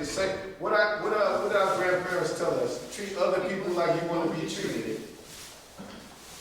That's a whole different understanding, family. That's what we got to return as African people. That's right. So politics, economics, culture. What can we do as African people? Or what do we need? Here in North America, we need shoes, because there's glass everywhere. We can't walk barefoot. We need something on our legs when it's cold, something on our top when it's cold, something light. We still need clothes, right? We still need to eat, right? Who's growing our food? Who's growing our food, family? If your food comes out of a box or out of a bag, that means it's processed. So if it's processed, you know something is already wrong with it. Then you start to look at the ingredients. Wheat, corn syrup, or hydrogenized vegetable oil, polysorbic acid, sorbitol, aspartame. High fructose. High fructose corn syrup. That's right. Let me see, it's on this can. Right. It's probably on that can too. And we know from our brother, what's the brother's name that was in California? Tyrone Powers. Professor. No, he's in California. I forgot what UC it is. Berkeley. He went to, He used to be. he was doing research. The company that made, atrazine, the company that makes the drug atrazine, asked him to do some research on it. So he did some research. He took some tadpoles that were exposed to atrazine and studied how it affected them in their behavior. He noticed that the male tadpoles, some of the male tadpoles had started developing female genitalia. That's right. He noticed Masturbation. that not only did the males stop engaging with the females, that they often would even, like if you put a female between two males, they would jump over the female to get to the male. That's what they did in prison. Sound like And DC. so he gave them the research. Little did he know though, that there were other scientists that was doing the same research with other types of amphibians and birds, and they was getting the same result. That it was not only affecting their reproductive behavior, it was affecting their reproductive systems, That's right. producing estrogen. But they got other drugs that's doing the same thing in our sisters in the opposite way. That's right. And so when we see our young brothers and sisters may designate themselves LGBTQIAAXYZ, Fusion alphabet soup. and they may tell us they feel like they're a man in a woman's body or vice versa, I did it. they may literally be telling you the damn truth. Oh, that's God calling saying, you say, oh, it is God, Dr. Jeffrey. What's up, Dr. J? Yes. We are here with Mackey's third group, and I can call right on time. Big Mike is looking at me and other folks, and they asking me why you're not here. I told them you had to take care of some serious business, and I tried to get to you. I was 2 hours trying to get to you, but couldn't make it. But are y'all having a good time? Yeah! Are y'all learning something? So Dr. J, I'm gonna have Big Mike call you and tell you what my grade is for tonight. I'll speak to him tomorrow. All right. And also, what about tomorrow? And tomorrow is May the 19th. Those of you that know, May 19th is Malcolm X's birthday. And every year since 1965, the Organization of Afro-American Unity has had a pilgrimage to where Malcolm and now Sister Betty is buried there with him is. And we pay respects to him as an African man, as an African leader, and as one who loved his people so much, as Ozzie Davis said, that he gave his life. Our shining black prince. And so we're meeting at 9 o'clock at the Harlem State Office Building, which is at West 125th Street and Adam Clayton Powell Jr. Boulevard. Normally, the Sons of Africa will pay for buses, and the Malcolm X Commemoration Committee gets buses, and people give them a donation. But Sons of Africa, we don't really do it for no donations. If you want to put together something at the end to give our drivers. But this year, because of COVID, like last year, we're not doing the buses. Last year, the bus company wouldn't even let us rent buses. They just were using the buses strictly for the children. Because, you know, the COVID protocols, like every time they use the bus, they wipe the buses down, and they were cleaning the schools down and all that. So we didn't bother with the buses. So some people will be driving.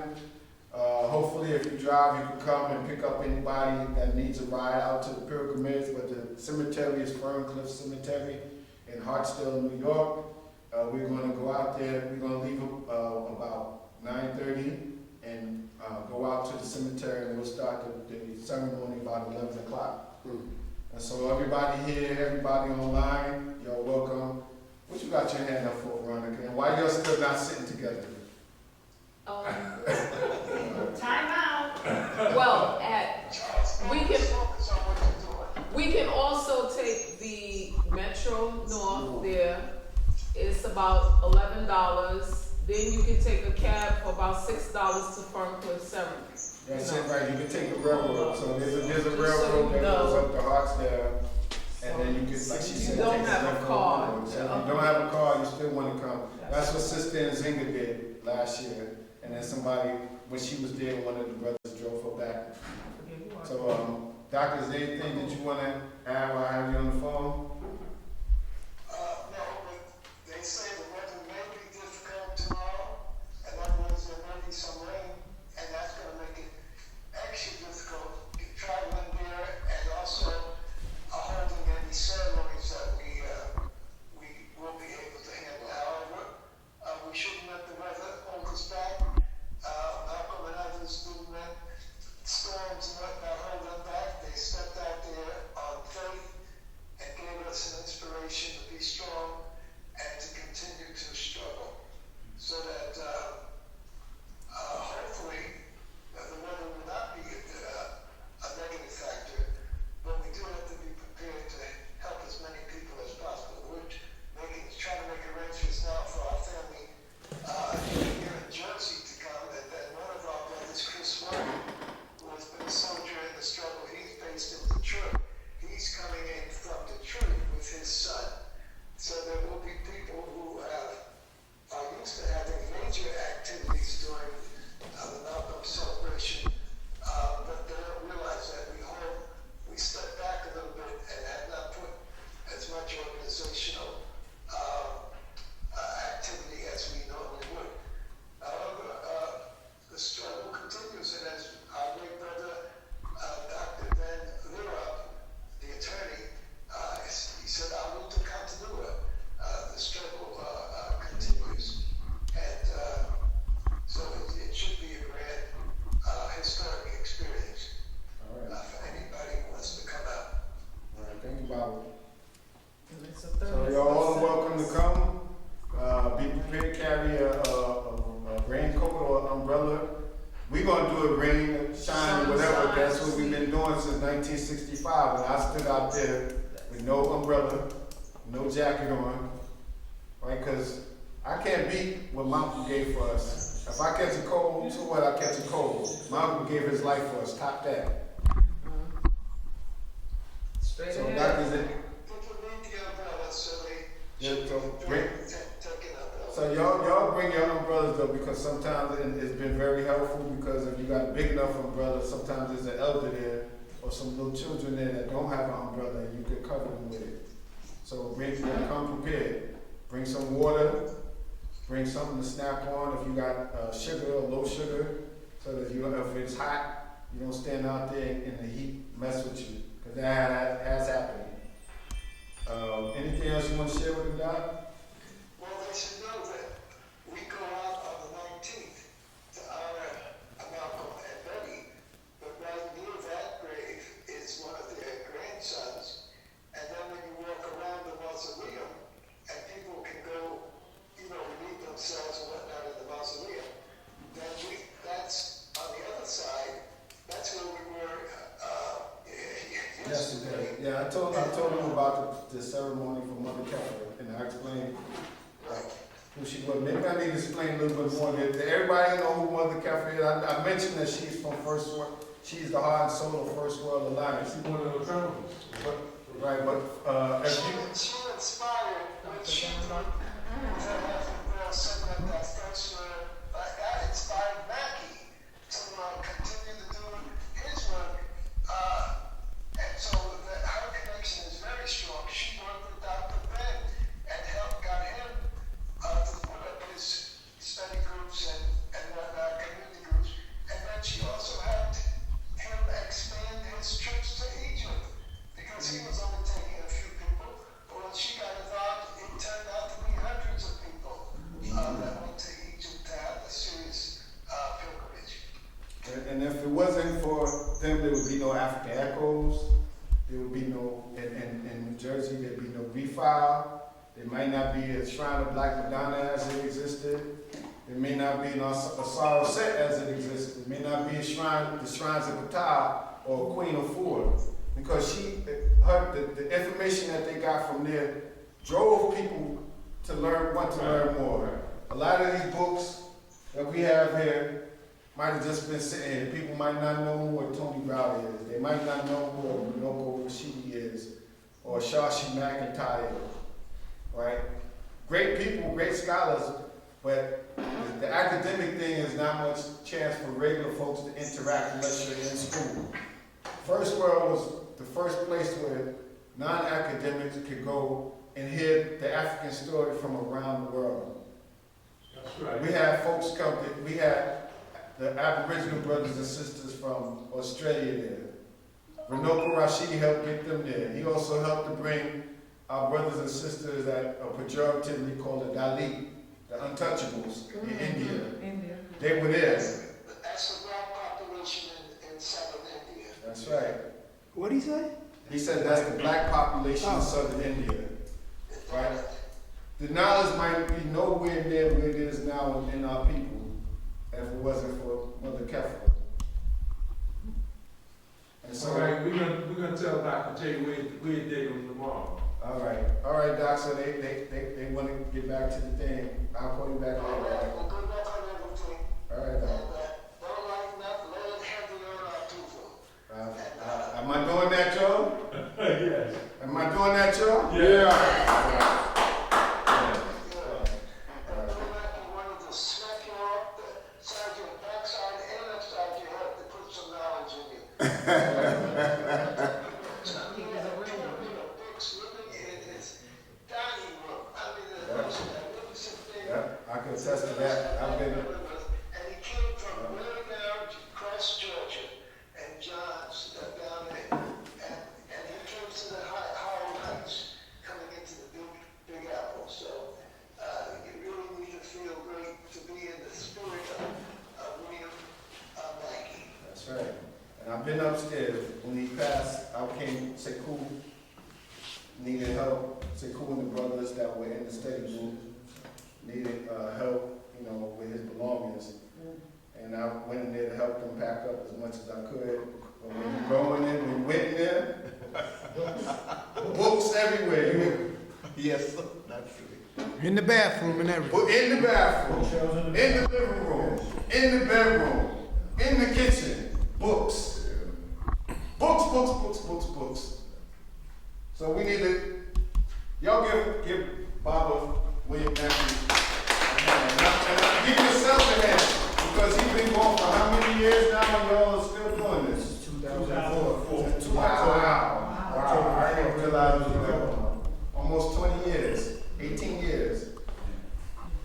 So Dr. Mackey, I hope you're proud of your pupils. And I see Amos Wilson there.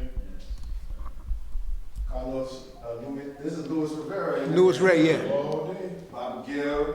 They have pictures up on the wall of Bob Gill's funeral. Wow. Pictures of the May Youth March. Wow. Make sure you get some rest and we'll be ready for the big day tomorrow. And good luck on everything. And every time you leave me, you know you can always depend on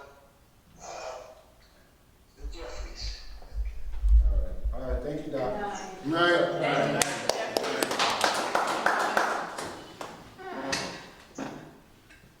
Oh, so I said that was God calling me. Now, what was I at before God called me? I don't forgot. The mixture of the food that has you doing Food, things. Yes, the food. And I'm Professor Tyrone Powell. Turn you from a chump to a champ to a chump. When these young people tell us that they feel like they're a man in a woman's body or vice versa, they're not lying. But that's not really food, is it, family? Nope. GMO. So we have to control our own food. Our food, if we ain't picking it with Dr. African, and when we telling us that we're not picking it from a tree and growing it out the thing, out the ground, some healthy ground, some non-landfill ground, some ground with some worms could crawl up in it, and some bugs, and all of that helps the composition of the soil, the nitrogen, the hydrogen, and everything that's in that soil. If your food comes from a factory farm, it's not going to be healthy. If they keep putting the same crop in the same ground over and over again and never allow it to rest, if they don't rotate the crops that they're growing, or rotate the space, let the space rest for 3 months and use this space, let that space rest for 3 months and move over here. Grow some beans over here for a season, then grow some whatever grows healthily in the next season. That's the way our ancestors moved. That's the understanding that our ancestors had of how to grow food that's healthy and nourishing. And when they picked it, they thanked the spirits, they thanked the Creator. That's what the first fruits thing about what Kwanzaa is based on. You understand what I'm saying to y'all? Yes. It's not just about, excuse me, I'm about to get Brooklyn. It's not just about food, family. It's not just about putting something in your damn belly. It's about being thankful. It's about acknowledging that the Creator is in there and allowed you to grow this crop successfully. So you have to thank the Creator as manifested in whatever Orisha is around that crop. That's what these different Orishas and things are about. The Creator is in everything, and we're respecting that essence of the Creator that's in that thing, whether it's a banana, whether it's a tree and we're making the drum. That's why the drummers don't just bang on drums back home. They have to be apprenticed and learn the proper way to respect the spirit that's in the tree. And learn how to read the tree to see what kind of drum should be on it. What should be carved on the drum. Right? What kind of ceremonies to purify the drum so that the sounds that come out of it resonate with our people and bring them together. To learn what to play when there's danger. Learn what to play when the people need to come to the square and hear what needs to be said. It's not just drumming. It's serious. It's a manifestation of African thought. That's what culture is. But we're playing with it. Karkanai, red, black, and green, and yellow, and whatever else. It's good to see to remind our people of Rastafarianism and Ethiopia and all that, the different colors. But it's got to be deeper. It's got to be deeper than making some black millionaires who made their fortune off of destruction. So what, you gave some money or created a charity to help a few hundred when you destroying the minds of millions of African youth. We supposed to know that we don't create nothing like that and put it out into the others. Y'all know what I'm saying? Y'all feel what I'm saying? Yes. All right, I hope y'all at home are getting what I'm saying. We got to be serious as African people and rethink everything that we do. Politics. This summer, I mentioned as a National Black Political Convention. In 1972, as I said, they had a convention. There was some contention because there was black folks that thought the Democratic Party was more important than their standing in the Democratic Party was more important than black nationalism and the other cultural nationalism, all the other things that were going on. So a contingent of them from one particular state, I remember, which walked out. Amiri Baraka and other folks managed to salvage it and created a platform for which they used. But the other thing is that they didn't just create a platform, they created a vehicle to try to continue the conversation among black people in the different states. And that's one thing that I want us to, I've been trying to be vocal in these organizing things because we don't have a lot of resources. They want to kind of leave it up to whoever is there to take the platform and use it how they want. I said, no, you got to be organized. You can't just create a platform and give it to people and hope they can do something with it. But that's why I need y'all involved in the process. That's why we need y'all in the organizing process for the whole convention itself. That's why we need y'all as supporters to get the word out to the people that you know in other states so that they can send delegates that represent African people and not the Democratic Party or the Republican Party. They can be in those parties as long as they're doing the work that African people need done in those parties. So we need to create an agenda for black people. That's based on the system that we understand is gonna work for us. Right? We got every voting season, they telling us to register to vote. Your ancestors died for the right to vote. Right? Rap the vote campaign. Rock the vote campaign. All to get us to register to vote. Vote or die. What was that one? Vote or die. That's right. I remember that one too. All to get us to register to vote and then vote for somebody that truly don't represent our interests. No black agenda. What the hell are we voting for?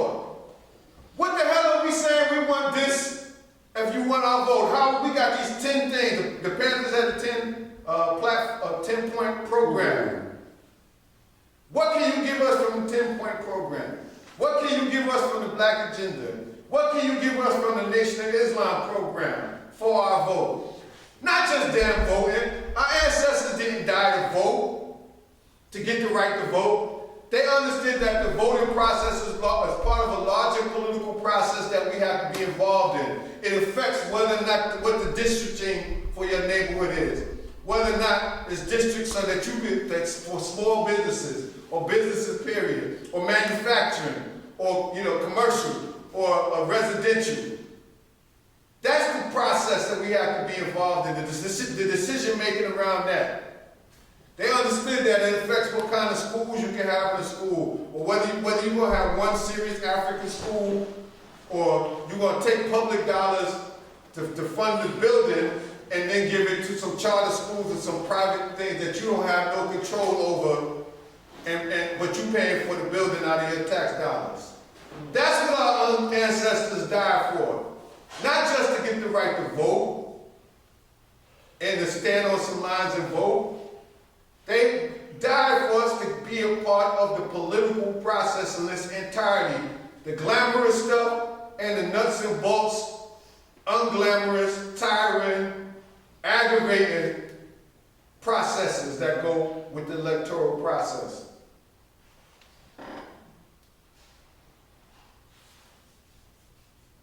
So we got to get serious, family. Systems analysis.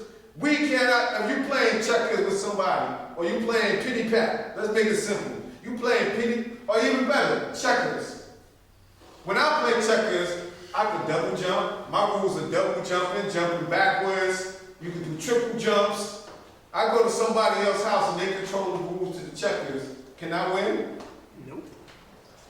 It'll be a lot harder. It'll be a lot harder. I can still win. I could be whipping some behind some checkers now. But it's going to be a lot harder. You can't play chess, you can't play checkers, you can't play gin rummy, you can't play black folks game spades, and you don't know the rules, or you don't control the rules. We don't control the rules in this stuff. Here, in white America, and white controlled America, it's really not white America, it's white controlled America. We have to control the rules in our neighborhoods. That's what Malcolm was talking about, black nationalism. Wherever a particular ethnic group lives, they should control everything that occurs in that neighborhood or that state or that town or whatever it is. They should control what the school is teaching, who is hired in the schools, who's the administration. They should control the fire department. They should control the police department and be the fire people and the police people. Not have people come from Long Island and chill in their neighborhood and on their downtown be talking to our black women, trying to get some stuff on the side and then they go back to Long Island. That's what these police and fire people are doing. That's what the Arabs are doing in these stores. Every time I turn around, I see an Arab trying to have a little sneaky conversation with one of our little sisters. We should be owning those stores. A black man or woman should be in there and have their little boy or girl sitting right next to them, learning how to add money and count money, learning how to balance the books. That's right. That's what Malcolm was talking about when he said black nationalism. Not some cute sloganeering or something that you, what the last poet said, everybody want to sound like Malcolm, but everybody don't want to be Malcolm. I remember that. That was my nurturing in my 20s, listening to the last poets and Gil Starr-Heron and John Coltrane and Dizzy Gillespie. That was my nurturing And Dr. Jeffries and the elders, of course. Right. Of course, I cannot forget that. And the person who brought me to all of that, see, I had the love from my family. And so even when my friends were selling drugs, although I wanted money, I never wanted to sell drugs because I thought about my grandmother and how it would make her feel and how it would affect my family's honor. That's what I was thinking as a teenager. While the other brothers who didn't have that kind of love that I was getting was thinking about they can't eat, they see this stuff on TV, they see their friends that are selling drugs, that are shining, they want some of that too. But I couldn't do it. I had that love from my family, but I had a black American down south mindset. I did not have an African mindset until Malcolm. So when I go out to May 19th, it means a whole, Malcolm led me to Dr. J. Dr. J was talking at WLIB when Gary Bird's show used to be at the Apollo Theater. GBE. And I used to work at that time, I was working for Lord and Taylor in the training department. I don't know what the title was, clerical or something like that. And I was in a little training department, we had a bunch of tables going around like this, and they would have the trainings on the point of sale system and all that. I'm sitting there putting together the manuals and listening to Gary Bird on the low. I snuck the radio out the office and went to training room by myself and did my job putting together the manuals. I'm listening to Gary Bird. Doo, doo, doo. You know, that little theme song and all that. Black experience. Night flight. The GBE. No, this is just Flight time. Flight time. Flight time. Nighttime, yeah. Then you get the plane, take Long off. bird. Long bird. And then Dr. J was at the Apollo that day. And I said, ooh. Now, I seen Dr. J perform Gary Bird, I'm not Gary Bird, Gil Noble, because my grandmother, Gil Noble show, Like It Is, and Bill McCreary on Channel 5. Mm-hmm. That's what my grandmother used to watch. Black news. And if you was at her house, Prairie Report. That's right. Dr. Gerald Lee's giving his report Yes. on eating cornstarch and all that. Dr. D. And so I was like, oh wow, this is like the closest thing I heard taking Malcolm to the next level, because one of my critiques of Malcolm is, I wish he had more time to deal with the African and develop his Africanness. He was still coming out of dealing with the Nation of Islam and Islam itself, right? And I was a baby, when I was a baby, my father, you know, at that time in our culture, people was experimenting with Islam. So my father said I knew how to say prayers and you know, Arabic and all that. My father and my mother's oldest brother, Uncle Mansour, they had a period where they were dabbling with Islam. And I seen a picture of me with my little kid, you know, cute face, with a big kufi covering my afro. And I don't remember none of those prayers, but Islam, the truth is that everybody is a Muslim. The word Muslim only means one who submits to the will of Allah. And I think we do that in every faith. If we're practicing it right, we submit to the will of God. So I don't remember none of them prayers and all that. And I'm not Arab, so I'm not spending, even though the Arabs got it from us, that's, you know, Brother Smalls, it teaches us that. But there's something to be learned in that if it can be used for African people. But I felt that it was something more. And so when I heard Dr. J, there's something more hit me. And so I went to the 50-week class that he was having. The one I went to was in the Black Studies Department in the conference room.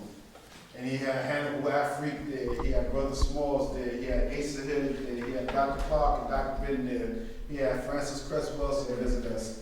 Oh my God, who else? He had Booker T. Coleman visit us. Like everybody that we know of, a black historian that was still alive, visited us. I think John Jackson was still alive when that went and visited us too, if I'm not mistaken. Dr. Chancellor Williams was already passed away.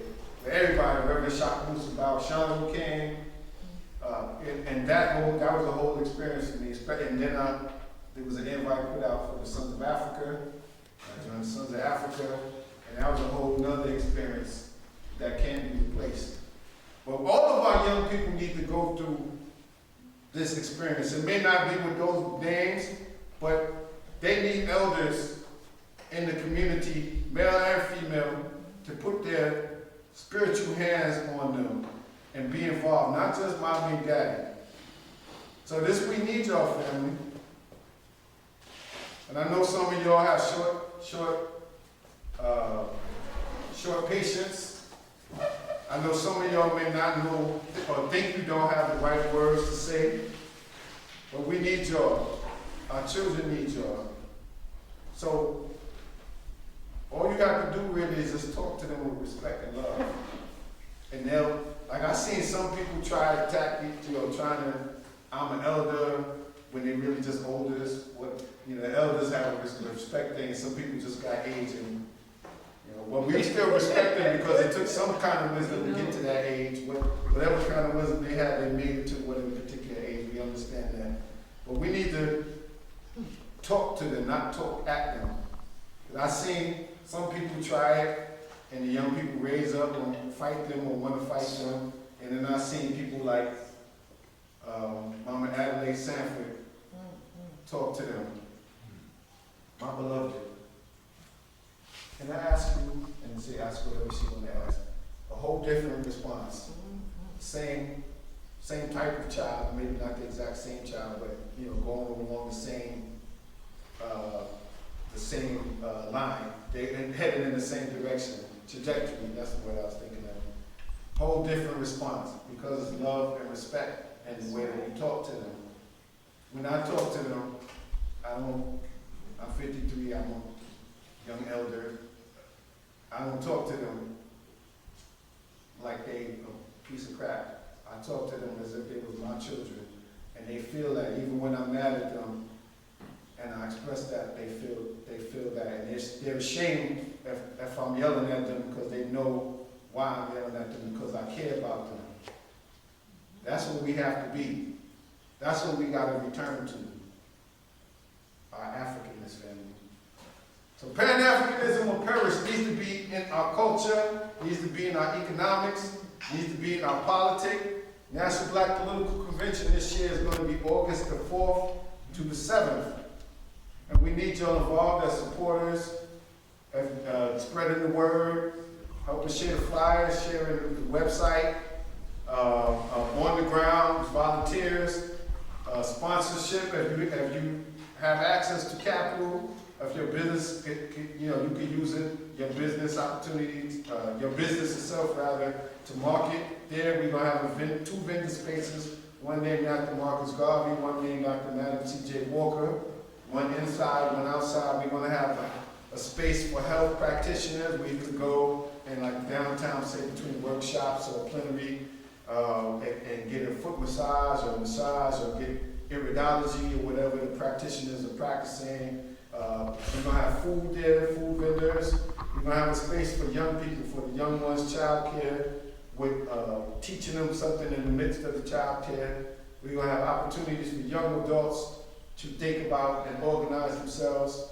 The website for it is www.n as in national, B as in black, P as in political, C as convention, then the numbers 2022.com, www.ndpc2022.com. And so we need y'all involved. We need y'all to share the word with other folks in other states that might be interested in coming as delegates. And we need to come out of this with a national platform of Black agenda, if you will, that we can take now and say, okay, Senator in Illinois, Congressperson in Michigan, State Assembly person in New York, District Leader in California. This is what we want for our votes. What can you give us?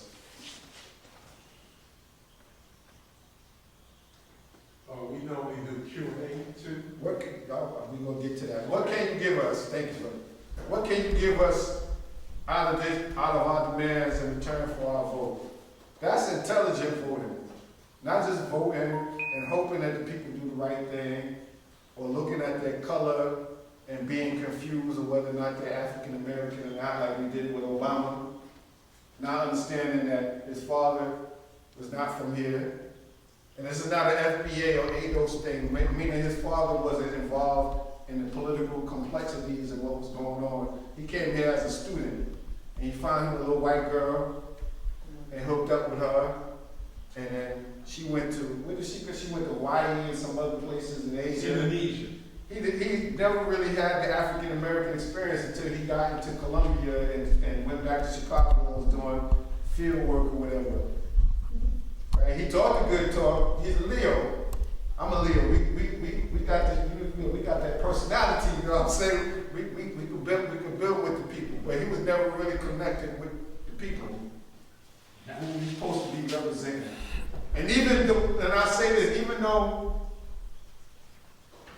though all of that is true, he told black people that you were going to have, he said it actually in the speech. I don't remember if it was the very one, the inauguration, not the inauguration daytime, I'm talking about the night when Jesse Jackson was crying and everything. He said that you are going to have to make me do what you want. He told the people that. He literally said that. He did say that. He said that you were going to have to put pressure on me and the other folks in the government if you want certain things to happen. But we didn't understand that. We got caught up, and he looked good, the family looked good. And I like seeing the family. That's the first family I seen the grandmother with the family in the White House, helping to nurture the children. So some black thing is there, but I think I might be more from my sister from South Carolina than him. But we have to have a more political maturity. So I'm asking you all to get involved in that process. And here in Brooklyn, on May the 28th, which is 2 Saturdays from now, the Pan-African Federalist Movement is going to have a session when we're inviting people, we're inviting organizations. This is geared more towards building a coalition with organizations. So Mackey's, I would love to have y'all there. It's going to be in restoration and build, not the main building that most things happen, in the same building that's like on the New York Avenue side, where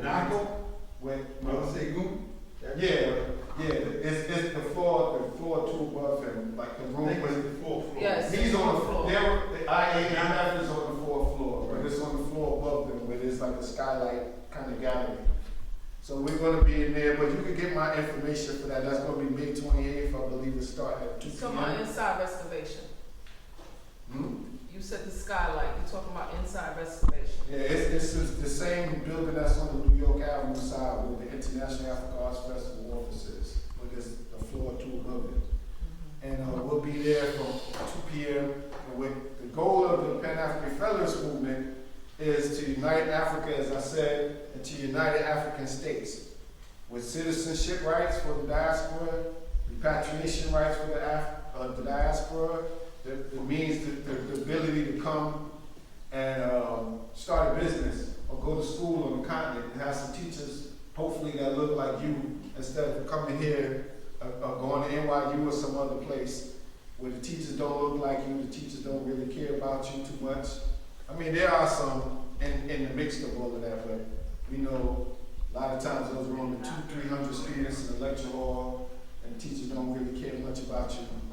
But there's other things. We're talking about Africa, the current African states that are in existence, surrendering some of their nation rights to the larger body so that things like a national currency can be created. So that a standing army that can defend the rights of African people can be created. Or instead of the UN or some other organization under the rubric of the UN coming in and raping women and doing things that these so-called peacekeepers are doing, African folks could come and break up these beefs that are occurring, right? So that's just a little bit of it. And folks, y'all can get my information. I'll give Brother Mike has my information. Or I'll say it on the camera for the folks that are at home. That's 917-561-3581. 917-561-3581. So please don't call me unless you're serious. Please don't call me to start talking about we all need to follow Dr. Oyibo's Grand Unified Theorem, which we should be following. As he's calculated the mathematical equation to determine the existence of God. So So, and black folks ain't about nothing if we ain't about mathematics and science, because we the ones that created it. But some people are going to extremes with you know, I ain't gonna get into it. But don't call me unless you're serious. I'm not a therapist. I can talk to you about a couple of things if you want to, but I'm not a therapist.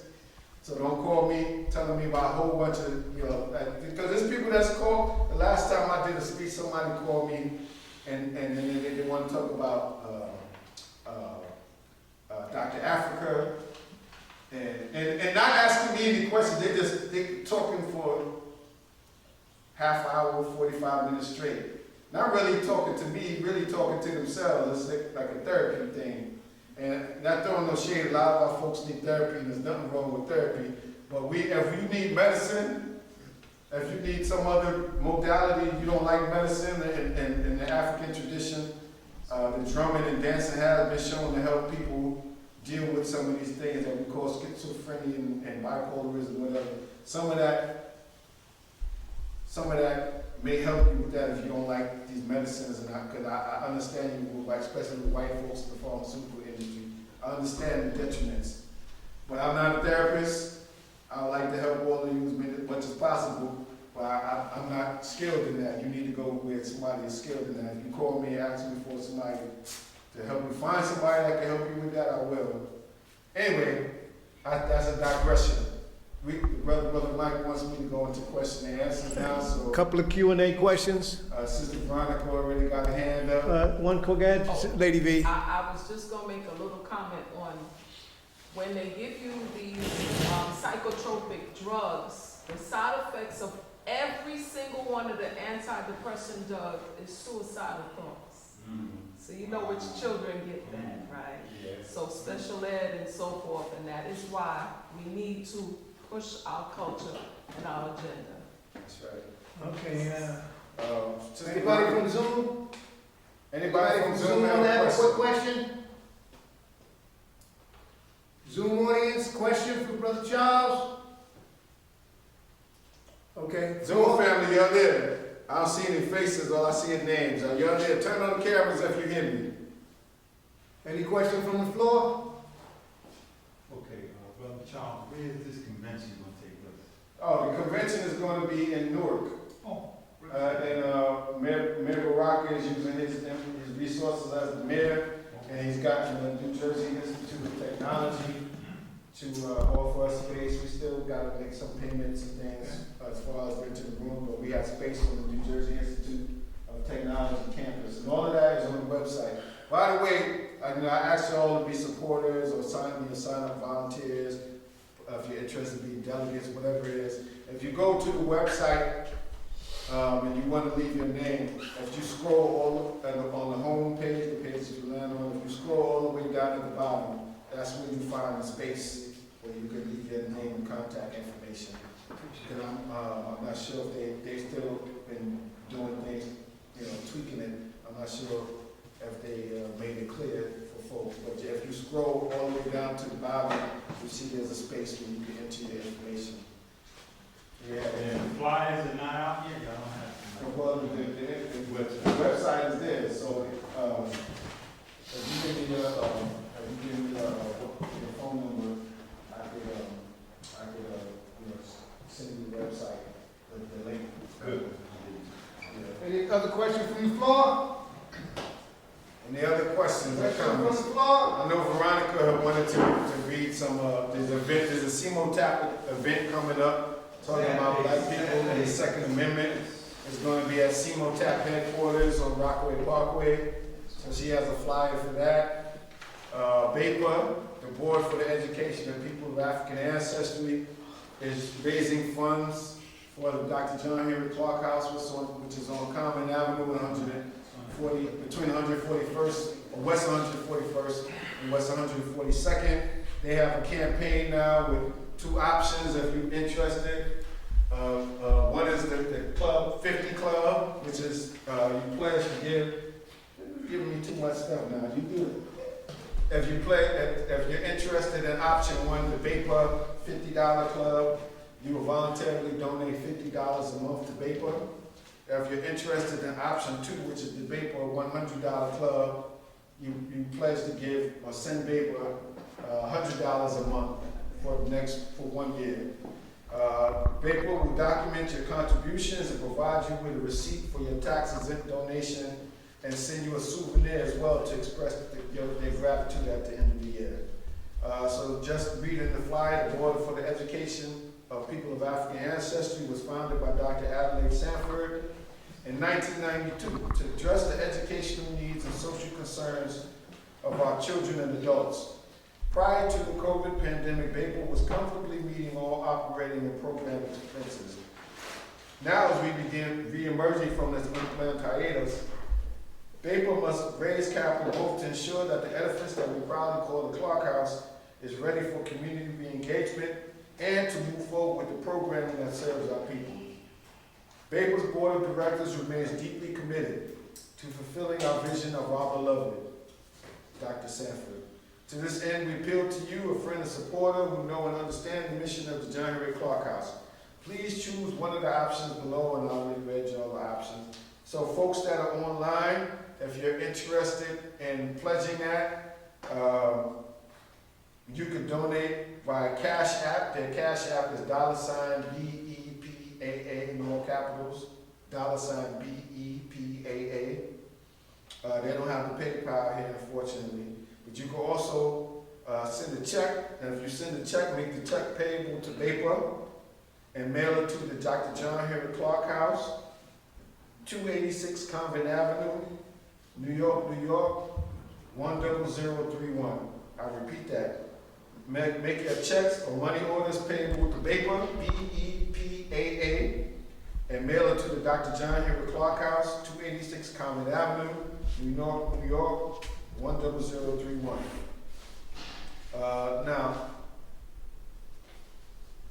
Friends of CMOTAP presents Black People in the Second Amendment. It's going to be live at CMOTAP Center, which is the headquarters, 13505 Rockaway Boulevard in South Ozone Park, Queens. The zip code is 11420, and that is going to be this Saturday, May the 21st at 2 p.m. That's Eastern Time. And also it's going to be live streamed via Zoom. The meeting ID is 884-4717-9397. That's 884-4717-9397. And the passcode is 073226. 073226. For more information, you can call 347-907-0629, 347-907-0629. Okay, the last piece is this one. This is also from the Clark House, so obviously this is the letter that's going out for the campaign as well. Dear supporters, the John Henrik Clark House stands alone in its history, location, purpose in the village of Harlem. Most of the majestic limestone houses lining Common Avenue are no longer owned by African Americans. Within the recent past, gentrification has changed the complexion of Harlem, and the value of the Dr. John Henrik Clark House has more than quadrupled, making it prime real estate. In 1992, Dr. Adelaide Sanford described in her own words why Clark House needed to exist. And this is what she said. Jewish people have their community home. Italian people have their community home. Why is it that African Americans do not have an exclusive site for their community's purposes? She questioned. That burning question resulted in Sister Adelaide and her late husband, affectionately called Dr. J, leading the charge to change the cultural landscape in Harlem by purchasing 286 Common Avenue for the Black community's use. Baper has embarked on an ambitious and necessary project to have new plumbing, wiring, and windows installed throughout the Clark House premises. Additionally, there is a need to improve the condition of floors in several rooms, as well as a fresh coat of paint in rooms on the parlor floor.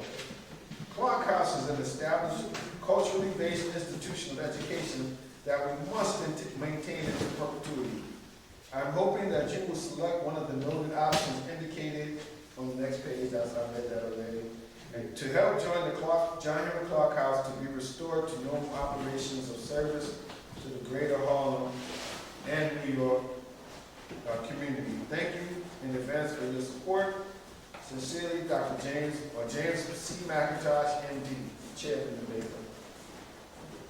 So they meet, yeah. I will, just ask a question here. How will an agenda come out of this Black Political Convention?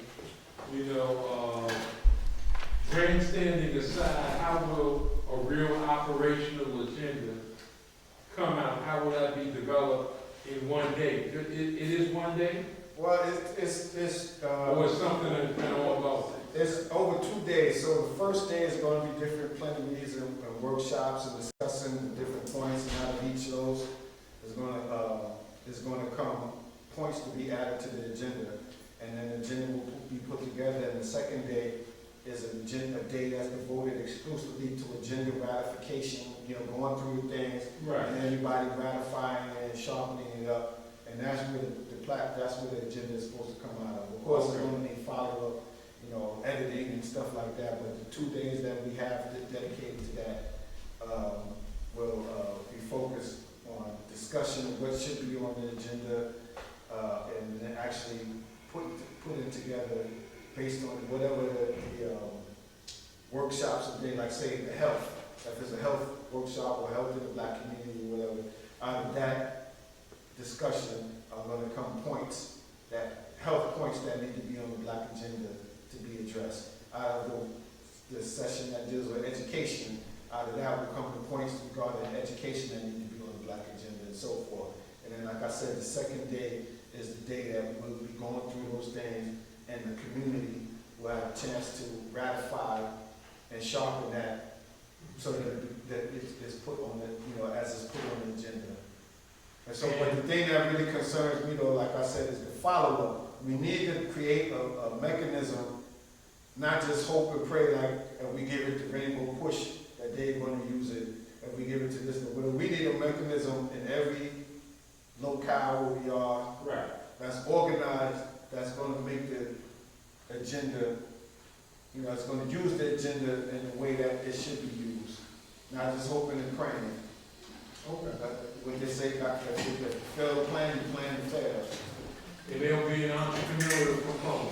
Yeah, there'll be an entrepreneur, well, you talking about the agenda itself, or you talking about the thing where I mentioned? Well, everything from vendors there, Yeah, there'll be. that will be, you know, Right, but it's- business and network. economics will be part of the discussion on Saturday, and, you know, with points to be added to the agenda or ratified on Sunday.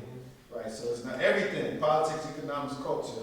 I mean, Right. our Baba, Neely Fuller has the 9 areas of people activity. It Right. really needs to be 10 or more, because he left out health.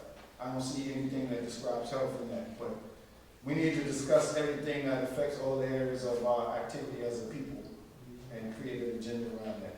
So, Okay. I know I talked a lot, so I thank you. I thank you for staying here, even though I got here late and Dr. J couldn't make it. But I hope whatever I said to you all, the folks online are still in. Yeah.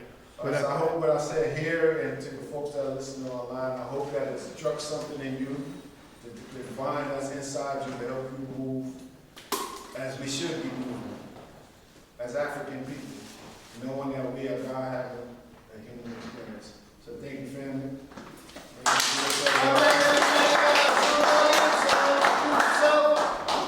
And give Brother Charles a great big hand for coming to the back. Due to circumstances going out the door. Thank you, Zoom audience. My cash app is in the chat if you want to help it. Professor Mackey's History Club. Again, give yourself a big hand.